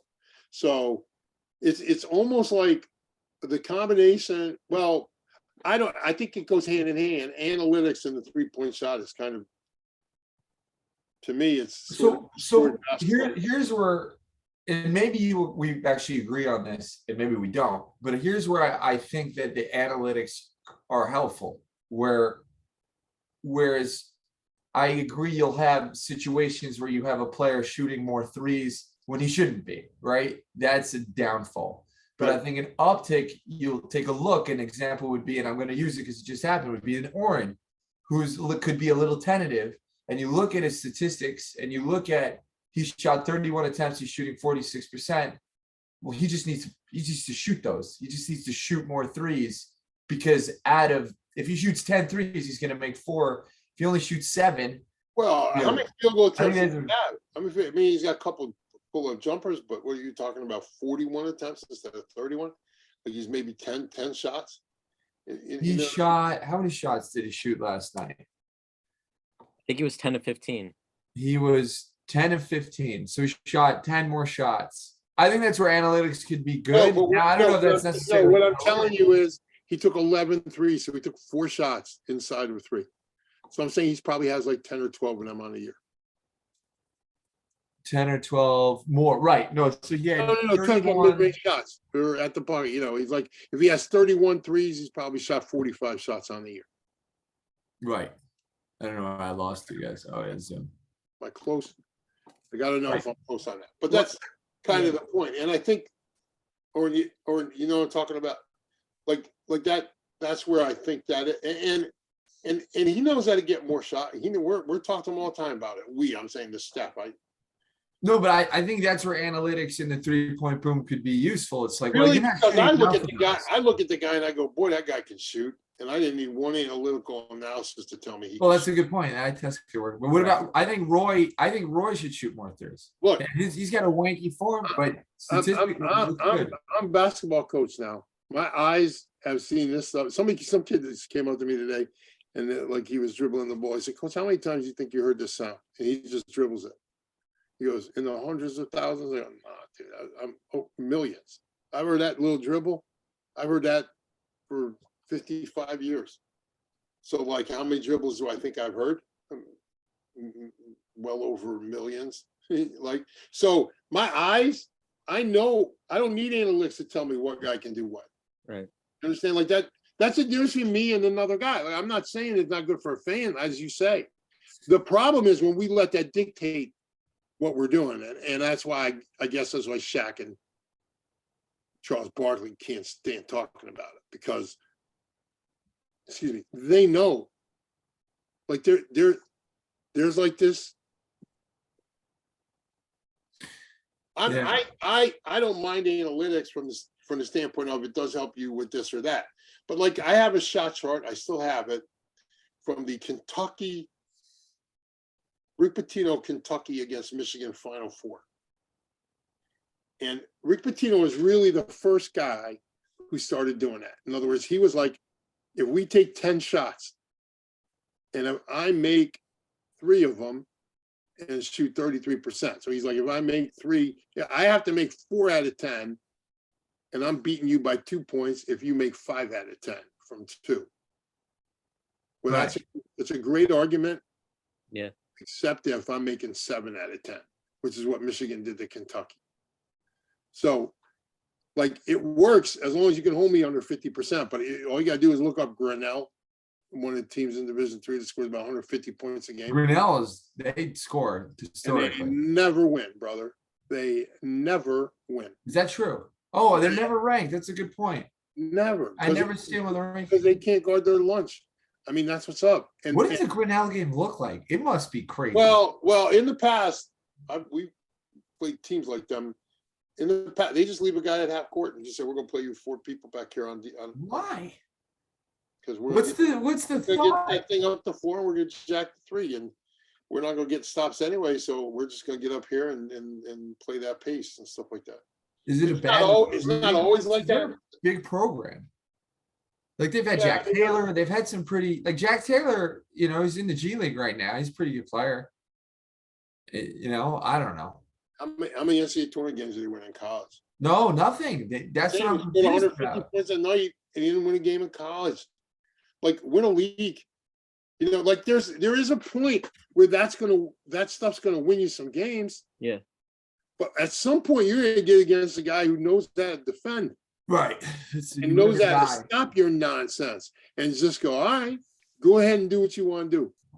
But you're going home on Wednesday and I'm playing on Thursday. Grinnell College argument's it's a good point. And there's like the D'Antoni brothers did the same thing with the back to the basket. And it's kind of like that Mike D'Antoni's philosophy is kind of taken over. It's an analytics based thing. I'm kind of like, all right, well, let me be there when he wins that first ring, because he hasn't won one. He hasn't won one, and neither has his brother. And at some point, where's his brother coach? He coaches somewhere. I don't even know. I don't know if he's still coaching, but this is years back. But I'm just saying, at some point, someone's gonna be able to guard that. Yeah, there's gonna be somebody who can guard, who's gonna take offense to what you've done to the game. Like D'Antoni wants like 7-second possessions. Well, I'm gonna make you play 15 seconds in that. I mean, here's another thing people don't get. Great coach told me this, just brilliant man, probably greatest coach who ever lived. And he said to me, if you want, your defense and offense has to correlate. So if you want to play 30 seconds of defense, you better work for a minute in a game. In practice. Like if you think you're gonna be able to guard, because there's all your game slippage is. Whatever you prepare for, divide in half. Like that's what some young coaches don't get. You're going to get major game slippage because it's not practice. Whatever it is, whether it's the energy or the excitement or whatever. Divide it in half. So if you want your team to guard for 30 seconds of possession, you better have them guard for a minute in practice. Because if they're only guarding for 20 seconds in practice, you're only getting about 10 seconds in a game. Mm-hmm. And most coaches don't understand what I just said. You know what I mean? Like they just don't, they can't. It's a much longer conversation, but that's sort of an inside baseball kind of thing here. You know what I mean? Like you have to prepare for your game slippage. That's real. the real thing. And so, again, it's not something a fan knows, so I don't expect them to know. Yeah. So that's what's up. Let me ask you this. Yeah. When you look at the 3 wins thus far, Webster, Samet, and Bitesh balanced. St. Joe's Brooklyn, Samet goes off. Purchase, Bitesh goes off. One of those guys, or both of those guys, are not shooting the rock well. Is a path to victory very unlikely this season? No. One, because Max hasn't played yet, and nobody understands that. I'm gonna be really clear here, and I don't care if any of the players disagree with me, whatever. Zevi's our best scorer, but Max is our best player. And I'm not even sure it's close. Oh, I agree. Max trained and practiced with some top. I'm saying, players in the country. is that moving forward? I love Zevi. He's going to be a phenomenal player. He's going to be a pro if he wants to be. But like, there's just so much more he has to do. Now he'll get there, and he's going to be great. He's a very special talent. But right now, you're not knocking Zevi, you're just talking about Max. I'm just telling you right now, our best player is Max. And I mean, he makes us go, and we haven't played yet with him for the most part. Right. We played 5 minutes with Max. Out of a possible 240 minutes, he's played 5. So that'll just give you some insight into what we're not. So therefore, I don't put a lot of stock in that now. I want to go back to what Jack said. I mean, I think you have to play inside out even today. You got to play inside out. And I don't think most Division III, you still get it, where you get big post guys like we're going to see at Amherst. Like you still get guys who do that. Like you still get teams who pounded the rock inside, But for the most part, my only worry is we really don't have a back to, other than Matan, how many guys on our team go back to the basket? We could. I mean, Dotan can do it. Roy can do it. Roy, yeah, they got to learn it. I haven't seen it. Dotan can do it. Daniel can actually do it. Daniel Margasol can. Yeah, he has a nice back. Zevi can actually do it. Yeah. Like we honestly, guys, we're just spoiled. We've had 3 of the best passers in Division III for 5-6 years running. Yeah. Like we were lit. We could go every possession in the post because it was either going to be Donnie, Ryan, or Gabe, and we were going to not necessarily score from there, but score in there, but we score from there. Or score from there. I mean, when Donnie had a post up, he was scoring. When Gabe had a post up, he was scoring. I mean. Like we're either when Ryan had a post up, he was scoring. Donnie had his move. It was 1, 2, juke, hook. It was like Karl Malone Stockton. Like you knew it was coming, but he was still scoring it. But the point is, he was such a good passer out of there, and Gabe was such a good passer out of there, and Ryan was such a good passer out of there. People forget that about Ryan, especially when he was younger. Like we post him up and he'd pass out of there. So we had there's a lot, especially when people come late to the game, like most people came late to the game. So the fans now who are experts of all things YU basketball are like late to the game. I don't, whatever happened before Elliott got there, I don't have any comment on. Well, I think Oregon has a question. We have yet to put him on the spot for this podcast. I've been told that you guys chickened out and you didn't put me on the spot. Put me on the spot. I don't have a problem. How different would the reputation of the program be if Tamir had attended YU? Or is it just it's nonsensical to even think about? Well, I'm not sure I should address this, but let me think. Trying to put you on the spot. No, you can put me on the spot. No comment. We respect it. I promised Tamir I wouldn't say anything, but I'll tell you guys off the record. But I promised Tamir I wouldn't say anything. Okay. Okay. But I will say this. But I will say Rather. this. But I will say this. Obviously, it would have been different, but let's be really clear. It wasn't exciting basketball. Right. It was plotting. We're going to play zone here. We're going to walk it up. Yeah, I have a name for it. I'm not sure I can say on this podcast. I'm trying to keep it clean. Okay. Bad. Let's do it this way. Here's what it is. You do this to me, I do this to you.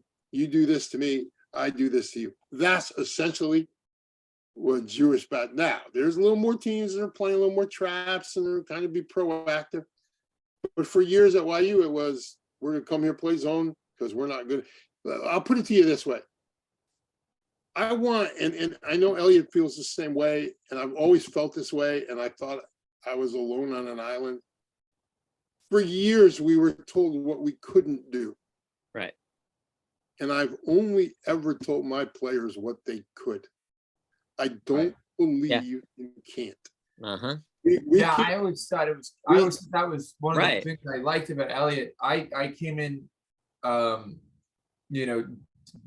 Johnny was leaving. My senior year, Johnny was the guy. And I wouldn't have called myself a traditional Yeshiva League player. I was very, I was a raw athlete when I was younger. Now I'm a fat old man, but then I was a raw athlete. Johnny saw me and said, that's not like the player that I want. Elliot saw me in a pickup game with Shelby, Shia, Mike, and I was running and I could dunk. And he said, well, we didn't have any of that. Why don't you come on and we'll take you and teach you how to play. But we want to run. The first thing that Elliot said when I came into that practice was year one of Elliot. And he said, we're going to run the ball. We're going to push the ball. We're going to play man-to-man. And it's so funny. I had a friend with me who was a top-ranked point guard who was a Johnny Halpert player, Ari Wachtenheim from Shalhevet. I don't know if you guys remember him. Yeah.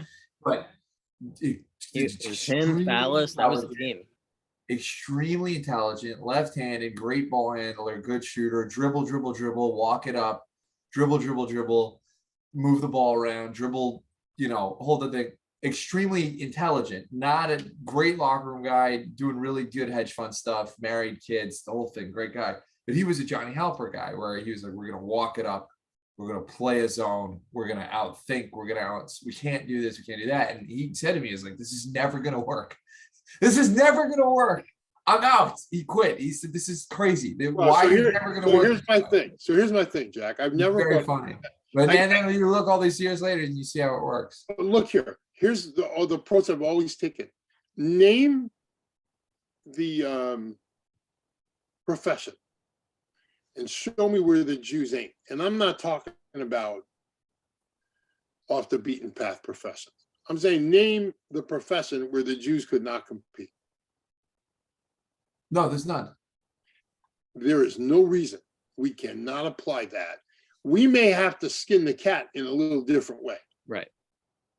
But don't tell me, a survivor's child, that we can't compete. No, that's true. And it's also, we also forget that it goes back to what you said. We're always put in a box when it comes to everything. So why? What we couldn't do. That's why Tamir was the refreshing thing in the world for the Jews. Right. Because Tamir said, no, I was told I could. And everybody told him he couldn't. And I'm like, it's the same thing I said, no, just ignore the noise. I don't know if Ryan. There was a lot of noise. I think I'm really interested on how he handled all that noise. That I think is a really interesting. So you're coaching him. It's 2003. Sports Illustrated, the biggest thing on the planet. There's no social media. 99. Whatever. Yeah, I got him confused with LeBron. Sorry, which is crazy. It's 1999. Right. Look alike. I get it. Yeah, go ahead. Right. It's 1999. Sports Illustrated, the biggest thing on the planet. There's nothing bigger than Sports Illustrated. He's coming from a small town, Baltimore. Baltimore, small school. It's not New York, like small school. How do you handle it? How did you manage? Well, That is a lot of noise. there's a lot of noise. Well, one of the things, first of all, by the time Sports Illustrated came around, I think it's the Shannon Sharp cover and the Super Bowl issue. By the time Sports Illustrated, he was supposed to be a Faces in the Crowd. You know that little thing they used to do? Like they used to do like 4 pictures, Faces in the Crowd, you know.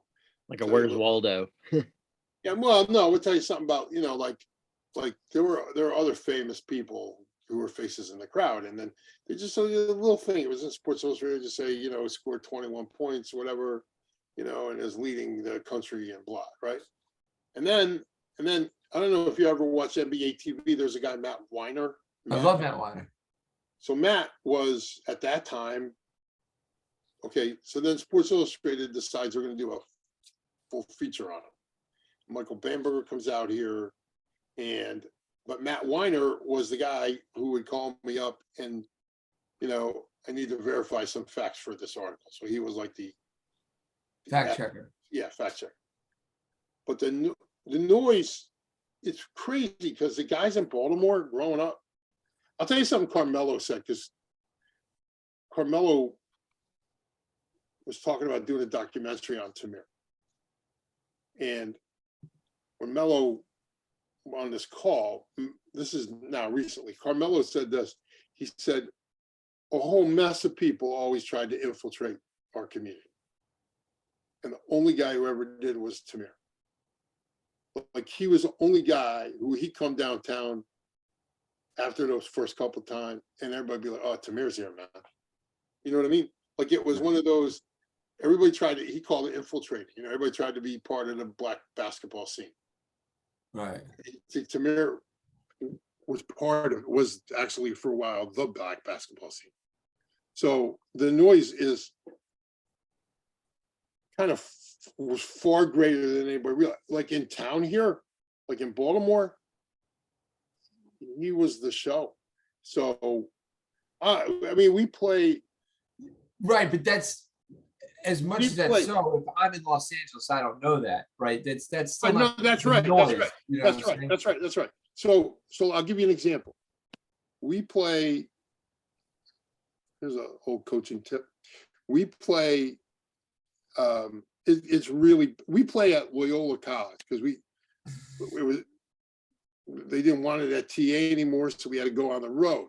So we had to play on the road. So then we were going to play this team, and they're like, we don't have enough room. We're going to go to Loyola College. So go to Loyola College. We had 5,000 people there that night, and the next day for the Loyola St. Peter's game, we're 200. So at Loyola here in Baltimore, we had sold the joint out. You know what I mean? The next day, the college had a couple hundred people at their game. So we're playing a game, President's Weekend, a game I kind of didn't want to play. That's why I sent the guy to talk to my principal, and then my principal said, yeah, we'll play it. Half my team was away. And this is kind of crazy. They called Tamir for 2 quick fouls right away. Now there's about 5,500, 6,000 people there. Wilbon, Kornheiser, you know, like anybody what's his name? The guy from CNN, Wolf Blitzer. Like he would, everybody's there. Okay. It's a high school basketball. Everybody came to see Tamir. And some young referee calls him for 2 fouls right away. So I call the official I know over. I go, hey, Tony, come here for a second. You see, yeah, what's up, coach? So let me tell you something. If you call 22 for another foul before the half, we will not be out after halftime. We're going home. Because these people, they did not come here to watch him ref. They came here to watch him play. Wow. Okay? So then I called Tamiro and say, you be as aggressive as you want. Tony's like, I'll take care of it. I say, Tamiro, you be as aggressive as you want. Have fun. You know, like they ain't calling nothing. Right. It's kind of like, it was like a game that we just did for the fans. You know, like we weren't. It was a non-conference thing that No, they. of course, but like back. Yeah, but I'm telling you, Jack, how in that he situation he never went out alone. Well, because he was just Tamir. Like when he was. I'll give you an example. We have a game. In the like state. I'm making a parallel only because last year we had like the AP. They were like the Beatles, yeah, like the Beatles. But he's 17, he's 16 years old. Let me finish. We're 23, 24 in grad school with New York and AP when there's 1,000 media outlets and it goes to the team's head and it detriments everything. Tamir's 17 with 2 media outlets and one of them is there and it's a huge deal. Sports Illustrated 1999. There's nothing bigger in sports. What was the secret? Well, it wasn't just right. And how did these YU Max emulate that of Tamir? Well, it wasn't not even YU Max, but anybody watch. But it wasn't like no. This whole thing has been blocked out the noise. But it was ABC. It was ABC News with Connie Chung. It was Today Show. It was 60 Minutes. It was Sports Center. Like right, all this stuff. Right. How do you block it out? Because I used to tell my guys this thing every day before we left for a game. And it was, don't ever do anything, like we're going on a road now, let's not do anything that embarrasses yourself, your family, your school, your creator, and most of all, me. Like, I thought that would be it. And when you realize that this is not about basketball, it's about something bigger than basketball. It's about, let's know who you are. Like our guys did a great job. Here's what they knew. They knew they were never going to get a chance to play with a player like this again. And they also knew that was going to be the most fun they've ever had playing ball. And we didn't play. And here's this kind of loops back to that YU thing you asked about. Am I coming here? I'm the kid now. Am I coming here to score 44 points to play in a 45-44 game? When I scored 88 points a night in high school? Like here's the deal. As a coach, you have to make this decision. And I kind of talk about it a lot with young coaches. If you played me back in the early 90s, okay? And I had you by 5 with 4 minutes to go, the game was over. Like I'm up 31-26, you're losing the game. This is with a shot clock or without? No, it was way before the shot clock, way before the 3-point clock, maybe the 3-point shot was already, but I'm just saying, like I used to play that walking up basketball game. And then this kid who I've been teaching since he's a little kid, he goes away in 9th grade, comes back in 10th grade and says,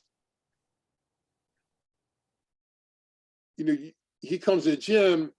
And he was away in Pittsburgh in his 9th grade year, and we were practicing, and he came home for like a Shabbos off.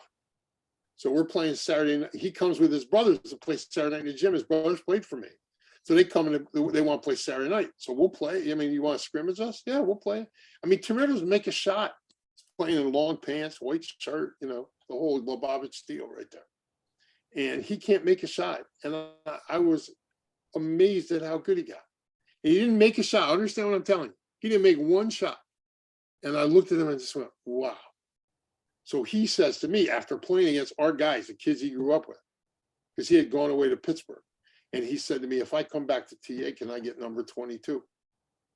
I said, well, you come back to TA, I'll write your name on a baseline. Now, of course, I never did that, but I did give him 22.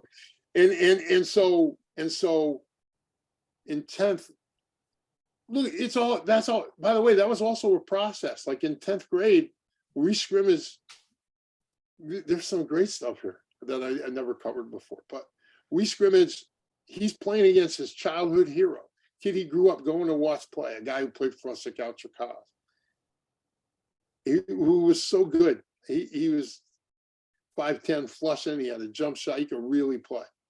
And it was halftime of that scrimmage, and Tamir's terrible. And I say to Tamir, like, dude, what's wrong with you? He goes, it's Gerard. And Gerard, I say to Gerard at halftime, you need to talk to Tamir, because this is not who he is.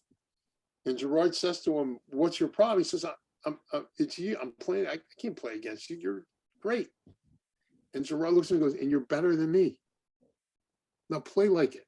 You know what I mean? Like I'm not afraid to reach out to somebody for help. And Tamir was awesome in the second half. And then we were great that whole year, you know, but nobody knew who he was till he went to like NBA camp, or maybe it was Eastern Invitational. And, you know, because he had a yarmulke, they like, he's nobody. So, you know, you do these things where they like evaluate you. Yeah. And they give him this evaluate, they put him in the lowest level because he didn't get the ball, you know. And like, it's Bobby Kennedy's brother. And I say, but, you know, it's Pat Kennedy's brother, Bobby. And I say to Bobby, like, you understand that this kid right here is the real deal, Bob. And one day you're going to regret doing what you're doing to him. So they move him up. Okay. And he goes, plays at the NBA, like it's NBA, NCAA, right? So he goes, plays at the NBA level. And the very first possession, tip it to him, down the floor, blows the left-handed leg. First possession. I mean, you know, I'm trying to get this kid where he's supposed to be, you know, because I got to watch him because it's no kosher food. I got to take care of him, you know, blows a layup. So what really happens to Tamir, and when he started to blow up, and this was real, like you play at a bunch of indoor courts and outdoor courts, right? So he had the last game of the day and an indoor court. There are like 3 indoor courts. The 2 other games are over. His game went to double overtime, whatever, before him. And then it started to rain. So the entire camp and every coach there is at the game. Right. He gets, I can't even describe it. He gets like an outlet and throws, follow me, because this is straight up. This is what got everybody's attention. At his heart, he was an entertainer. You understand? So he gets the outlet and throws a behind the back, left-handed, one bounce pass about 70 feet for a dunk. And the joint went nuts. And then the next thing is like going bucket dish and going behind, you know, he was just an entertainer. He was just, I'm telling you, it was one of those boom, like just really boom, bounce pass behind the back. And not because he was putting a mustard, because it was the right play. He had to squeeze it between this guy and that guy. You know what I mean? That's it. So then the whole joint goes nuts and everybody's like, who's this kid? Sean Finney from Kentucky. And I got all these bumps, whatever they were, right? I'm King Rice at Providence. I mean, everybody bumped me, you know, because, and then we were driving home from Pittsburgh. That's where it was, in Pittsburgh. And we're driving home. I think it was 5-star. It was a 5-star Eastern. I forgot. We're driving home, and I say to Tamir, you know, you're going to get a lot of mail now. Like, you got to understand. And he's like, you know, he's massively dyslexic. He's like, I can't read that mail. Like, I'm not going to be able to read the mail. I said, don't worry. Somebody will read it for you. Don't worry about it. Isn't it funny that both Ryan and Tamir were both dyslexic? It's incredible. Right. It's been something that's been on my mind for years now. And it's almost like Hashem said, I know what I gave you, but I'm going to give you something else. That's gonna help. You know what I mean? Like, I believe that's what happened to Tamir. And I mentioned that. I brought him, you know, he tells that story about the doctor saying to me that he was so dyslexic, he didn't understand the difference between a square and a circle. He didn't understand how he could play basketball. That's a factual story. Well, that doctor now teaches at my school. Oh, that's interesting. So I'm talking to this doctor and I say, you remember this? And he says, yeah, I do remember it. And I go, I've always felt that, like, there's the way he played basketball with his vision, all that was something different in his brain. And he goes, 100% true. I've always believed that his brain and kids like him are anywhere between 15 and 25% larger in a different cortex, whatever he called it, like a different section of the brain of that. So whatever Hashem took away from him, he gave him something extra in his vision or whatever. So it is always intrigued me. So the long answer, the short answer to the long answer I gave you was, you just have to remember who you are. Like he was just Tamir. He was with his friends. He was just Tamir. He'd still go out for pizza, but now he had like to have people around him to protect him. You understand what I mean? Like there was a point where he could. Oh, this is an awesome story. That same summer, he's playing down what's called the Dome Madison Rec. It's like where the best basketball and ballroom is, at the Dome, and at the time. And then it's like, I think it's called the Reggie Lewis Center now, but that's where everybody grew up, right? It's over by Dunbar High School. So it's not a neighborhood where guys like me and his dad are used to. I mean, I'm used to it because I would recruit there, so I don't have a problem with it, but his dad wasn't used to it, okay? So he's driving home from a game. This is like a couple weeks playing down the Dome, right? Driving home from a game, and it's, I don't know, 8 o'clock, 8:30 at night, and he gets to a stop sign, middle of the neighborhood, right? 5 dudes are approaching the car. His dad's big dude, lawyer. He's like, Tamir, roll the window up. I'm like, nah, Dad, I don't think so. He goes, Tamir, I said roll the window up. And right before Tamir rolls the window up, dude looks down and goes, Tamir, when you play next, man? We coming here to find out when you play next. And that's when Tamir's like, what the hell is going on here? Like, he knew who he was. You understand what I mean? Like that's when the whole, so you have to retain perspective, and you have to, I remember Aaron Brown from ABC News, who was doing a thing for Connie Chung, came in and he tried to get Tamir to talk bad about the community. Like, well, the rabbis are doing this and the rabbis are doing that. And Tamir stops the interview and he calls me into the other room. He goes, he wants me to say Lashon Hara about. So I'm not going to cause that. I'm not going to do that. I'm not going to do that. So I said, all right, handle it the way you want to handle it. And he was a phenomenal interview as a kid. For Aaron Brown asked him a question and Tamir gave him a one-word answer. If you ever get a hold of it, look at it. It's a really curt interview. Like, he'd be verbose. He'd like talk and give the guy exactly what he wanted. But with this Aaron Brown, he just like chopped him up. So what do the rabbis think? They're okay. If you're trying to do an interview, these one-word answers don't work. So it's a much longer conversation, Jack, but the truth is that it's all perspective, and we kind of have the perspective of, I'll tell you what, Jack, let me tell you what I think really it was, and Tamir can tell you this. Every other Sunday, we would bring Yachad to our gym, okay, for practice. You understand? Mm-hmm. Like, and then every alternate Friday, we would go to an old age home. And I brought Yachad to the gym because I myself have a nephew who has cerebral palsy and is severely mentally retarded. So I wanted them to realize just how lucky they were to get to do what we do. And then I wanted them to go learn at the feet of wisdom and go to the old age home and talk to old Jewish people who lived through stuff that you will never understand. Because that's what your basketball program should be about. And so I believe that was a true answer. And the reason I think so is because every time Tamir goes someplace and does a camp, like if he goes for a week, he'll take Wednesday and go to like a group home and bring his kids to the group home and just continue to do what we started to do back then. Because I wanted them to understand, You're building character. You're not building just players. It's not about basketball. That's what I'm talking about. And that he'll tell you that. I'm not saying something out of place here, but he'll tell you that. And that to me is, I believe, the reason why. So take that guy who's going up and down the floor, throws that one hand. Now, I'm not going to comment on anybody else. I'm just saying that's not the basketball that was being played at YU at the time. No. So do I fit into that program? And here's the thing. He comes to me now, and I have to make a decision. Am I going to bring him down, or am I going to ask everybody else to come up?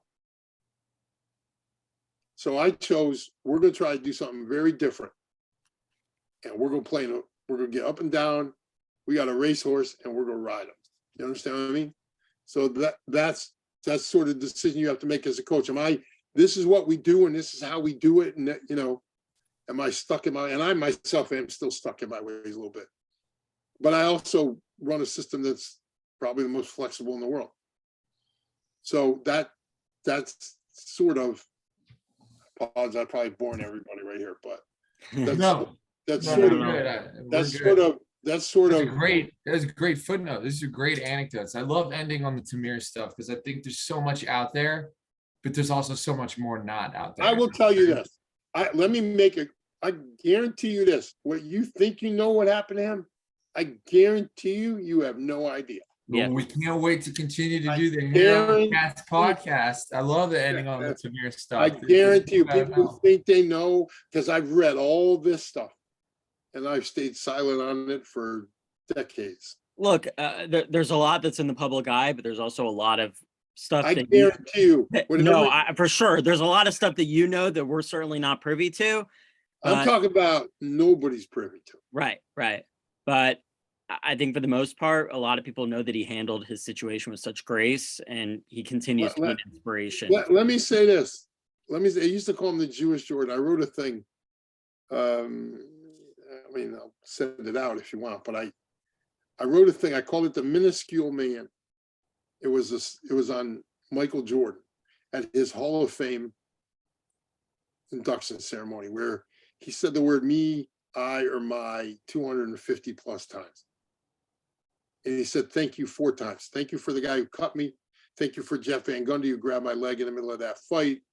Thank you for Isaiah Thomas for freezing me. In other words, everything was their non-accorsato. I mean, it was the same night as John Stockton and David Robinson, and they both go, they apologize to their kids if they made them look bad. Michael Jordan looks at his kids and goes, well, I hate to be you following me. But you're just dealing with a child, okay? Oh, the great competitor and all that. Let me tell you something. I used to feel bad for Michael Jordan. That used to be, he's a Jewish Jordan with Tamir. I felt bad for Tamir that night, and ever since, to be compared to that guy. Because that is a flawed human. That is all you are, is a basketball player. Right. And if that is all you are, I don't want him to have anything to do with that. Like, if that's all you are when it's over, and all you got is your ego and money and whatever, and you're the same minuscule man you were, I was insulted that they called Tamir the Jewish Jordan. I'm insulted for Ryan, because Ryan's nothing like Michael Jordan. Ryan's great. Ryan's Ryan. Tamir's Tamir. Michael Jordan, I remember the next day, I'm listening to like the radio that Monday morning. You see his speech. That's what made him the competitor that he was. What, are you kidding me? That's what made him the douche that he was. Are you kidding me? Punched a teammate. Douche. I would say that to be compared to a guy like Steph would be great. It seems like a match. I don't know behind the scenes. Well, Jack, Jack, I think also to what Coach is saying, it's like the people who are doing like the Ryan Zebby thing. It's like it's not necessary. Absolutely. Yeah. No, I think I think the point he's making is that it's so kitschy, because Tamir Goodman was nothing like Michael Jordan in game and in personality. His game wasn't Jordan. He was he was a distributor. Right. He was more like Magic Johnson, Isaiah were his guys. Pete Maravich was his guy. Right. You know what I mean? Pistols. Pistols. That's probably Tamir, the best. Yeah. Tamir was kind of like, and that's when I think, really, honestly, Jack, there was a guy on the radio who had seen him play and said, there's this kid who reminds me of Pete Maravich. And like, you said on WBAL in the pregame before a Maryland game, are you kidding me? And like, I knew then that all bets were off, because when that thing got out, Paul Baker said, it was over. Yeah, and then everybody, I find this guy, and we go to Mount St. Joe. I think they're number 7 in the city. We have them sons of bitches beat. I mean, how are we playing with them? There's like 6'10", 6'9", all Division I players. Yeah, we have them beat. Did I tell you this story last week? No. We have them beat. I'll leave it at that. I don't want to. If you want to go further and later on, we can. But so we're up at halftime, and I remember walking down, and there's this guy on the radio, on the sports talk radio in Baltimore. And we're going down. You have to walk from the court to the locker room. It's a little bit of a walk, and we're going down the stairs. We're up 3 at the half, and he says, "Hey, if I was the Pope, I'd fire all these sons of bitches losing a bunch of yarmulkes." That's what he says. Okay, so we come back up. Wow. And we get in massive foul trouble. A big kid got hurt. I mean, it was just foul trouble. So we have to try to survive. We're down 9 going into the fourth quarter. So we had a little bit of a meltdown. Within 2 minutes, we had the lead. He had 24 in the fourth quarter. In the fourth quarter, he had a game. And I remember, okay, so we're down a point with 15 seconds or so. And we foul a kid. So I call timeout, freeze the shooter. Kid end up going to, I think, Dayton. I call timeout, and I say in the huddle, "Hey, if he makes the first one, if he makes them both, we got to get a 3 here. If he misses them, I look at Tamir, I go, if he misses them, you're going to have the ball, man. It's your decision, whatever you want." Mm-hmm. Okay? Well, kid makes the first one and misses the second, and we get the rebound. And we get the ball to Tamir, and with about 7 seconds to go, he lets it go from the corner, and a ball is in the bucket and rims out. They get the rebound, we have to foul him. And he walks up to me, put both hands on my shoulders, and says, "I did not come here to tie St. Joe. I came here to beat St. Joe." Okay? Right, the right mindset as usual. Exactly right. And we ended up losing by 3. I think it was like 61-58 or something like that. He had 41. And Pat Clatchy is an old friend of mine and great coach. He is the coach here in Baltimore right now in the Catholic League. And we're shaking hands. He looks at me, he says, and by the way, he called me like 2 weeks before because Tyson Chandler's team was supposed to come in and they couldn't play. So he says to me, "You want to bring Tamir here?" I'm like, "Yeah, okay, I don't care. Well, I'll play you." Anyway, he goes, "I've had Reggie Bryan in here. We've had Juan Dixon in here. We've had Derek Snowden in here. We've had Marcus Hatton in here.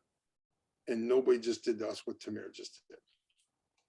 Because of the flexibility of what we run. You know what I mean? And that's exactly the kind of guy I want playing for me. Everybody in the world wants to make that shot. I want the guy who's willing to miss that shot. That's my guy. So fast forward, we can end with this. Fast forward, like if you want. Fast forward 2 decades. Donnie's playing a championship game, 11th grade. Down 2 or 3, down 3, pulls it, ball exact his corner, rims out, lose the game. Donnie doesn't say a word for an hour because there's another game going to go on after us. We're just sitting there watching and everything. It was 2 really cool things that happened that day. After the game, he thanked all the fans for coming, all the Bethel fans for coming. He just walked over the stands and waved at them and thanked them. And everybody else is crying on a bench. He's over there thanking them. Okay. And then we're upstairs in a place, not a Catholic League's playing after us, the game after us. And so the place is filling up and there's no place there's a guy, he's probably about 20 years old, comes in with his mom, or his guardian. He's really off. Okay. Can't really walk. And he's like off. He's wearing a Mount Carmel shirt. My friend's coaching at Mount Carmel. Donnie has not said one word. Follow me. He hasn't said one word. And he says to the kid, kid's looking for a seat. He goes, you need a seat. So, why don't you sit here? I'm rooting for Mount Carmel too. Why don't you sit here? So he gave up his seat. We were leaving anyway. He gave it up. Doesn't say a word. We get in the car. And Don looks at me and goes, "Dad, I was the only guy shooting that shot. Make it or miss it, I'm taking it." Wow. You remember him in the playoffs? That's what was up with Donnie. He's taking that shot. Even in overtime Farmingdale when he missed it. You know what I mean? Yeah. He missed it, we won the game. He had a really good game otherwise. He took a shot, 77 up or whatever, missed it. No problem. You want to put that on me? I'll take it. Yeah. Maybe he learned that from the messages that he learned from that kid who did it that way. You understand what I mean? Those are the guys I want playing for me. The guys willing to miss that shot, because everybody wants to be a hero. Yeah. The guy willing to miss it, that's my guy. So, like there's so much. Like, I'm more than happy to talk about it now, all these years later. But suffice it to say, and circling all the way back a half hour ago, it's just you can't take that plant and put that in a bowl. That plant is an entertainer. He needed to be out. You needed to let him loose. Understand? It's the same thing with Ryan Terrell. You can't have Ryan Terrell run the three, and then we'll get Texas special, swing him around, and he'll score 20 points a game, and it'll be great. Third leading scorer in the league, and everybody will know. We didn't do that. We said, Ryan, here's what we run, and we didn't do. Like I said last week, imagine Gabriel in the pick and roll offense. Just we'd have never seen how great he would have been. So they're like, people can question that, but I mean, as a coach, you have to make a decision. Is it about me or is it about my guys? And if it's about my guys and I have a special player, do I not owe that player a chance to play at the next level, regardless if it costs me a championship on my own? That's a question that I always ask. It's a really good question. Do you sacrifice? You're saying, do I You're sacrifice? you're not necessarily sacrificing your own success. You're just putting his in front of yours, his and the team's in front of yours.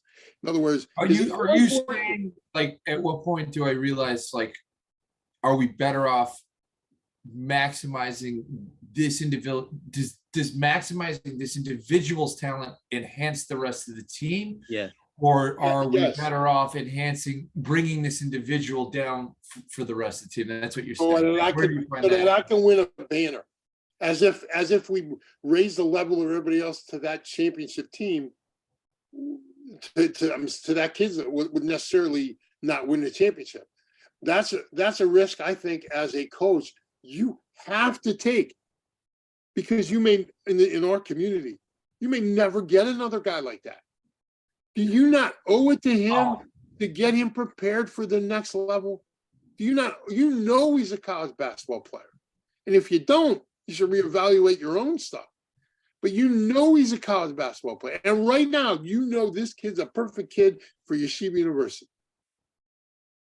Do you not owe it to him? It sounds kind of like, maybe this is too controversial. Maybe I'll say this off the tape.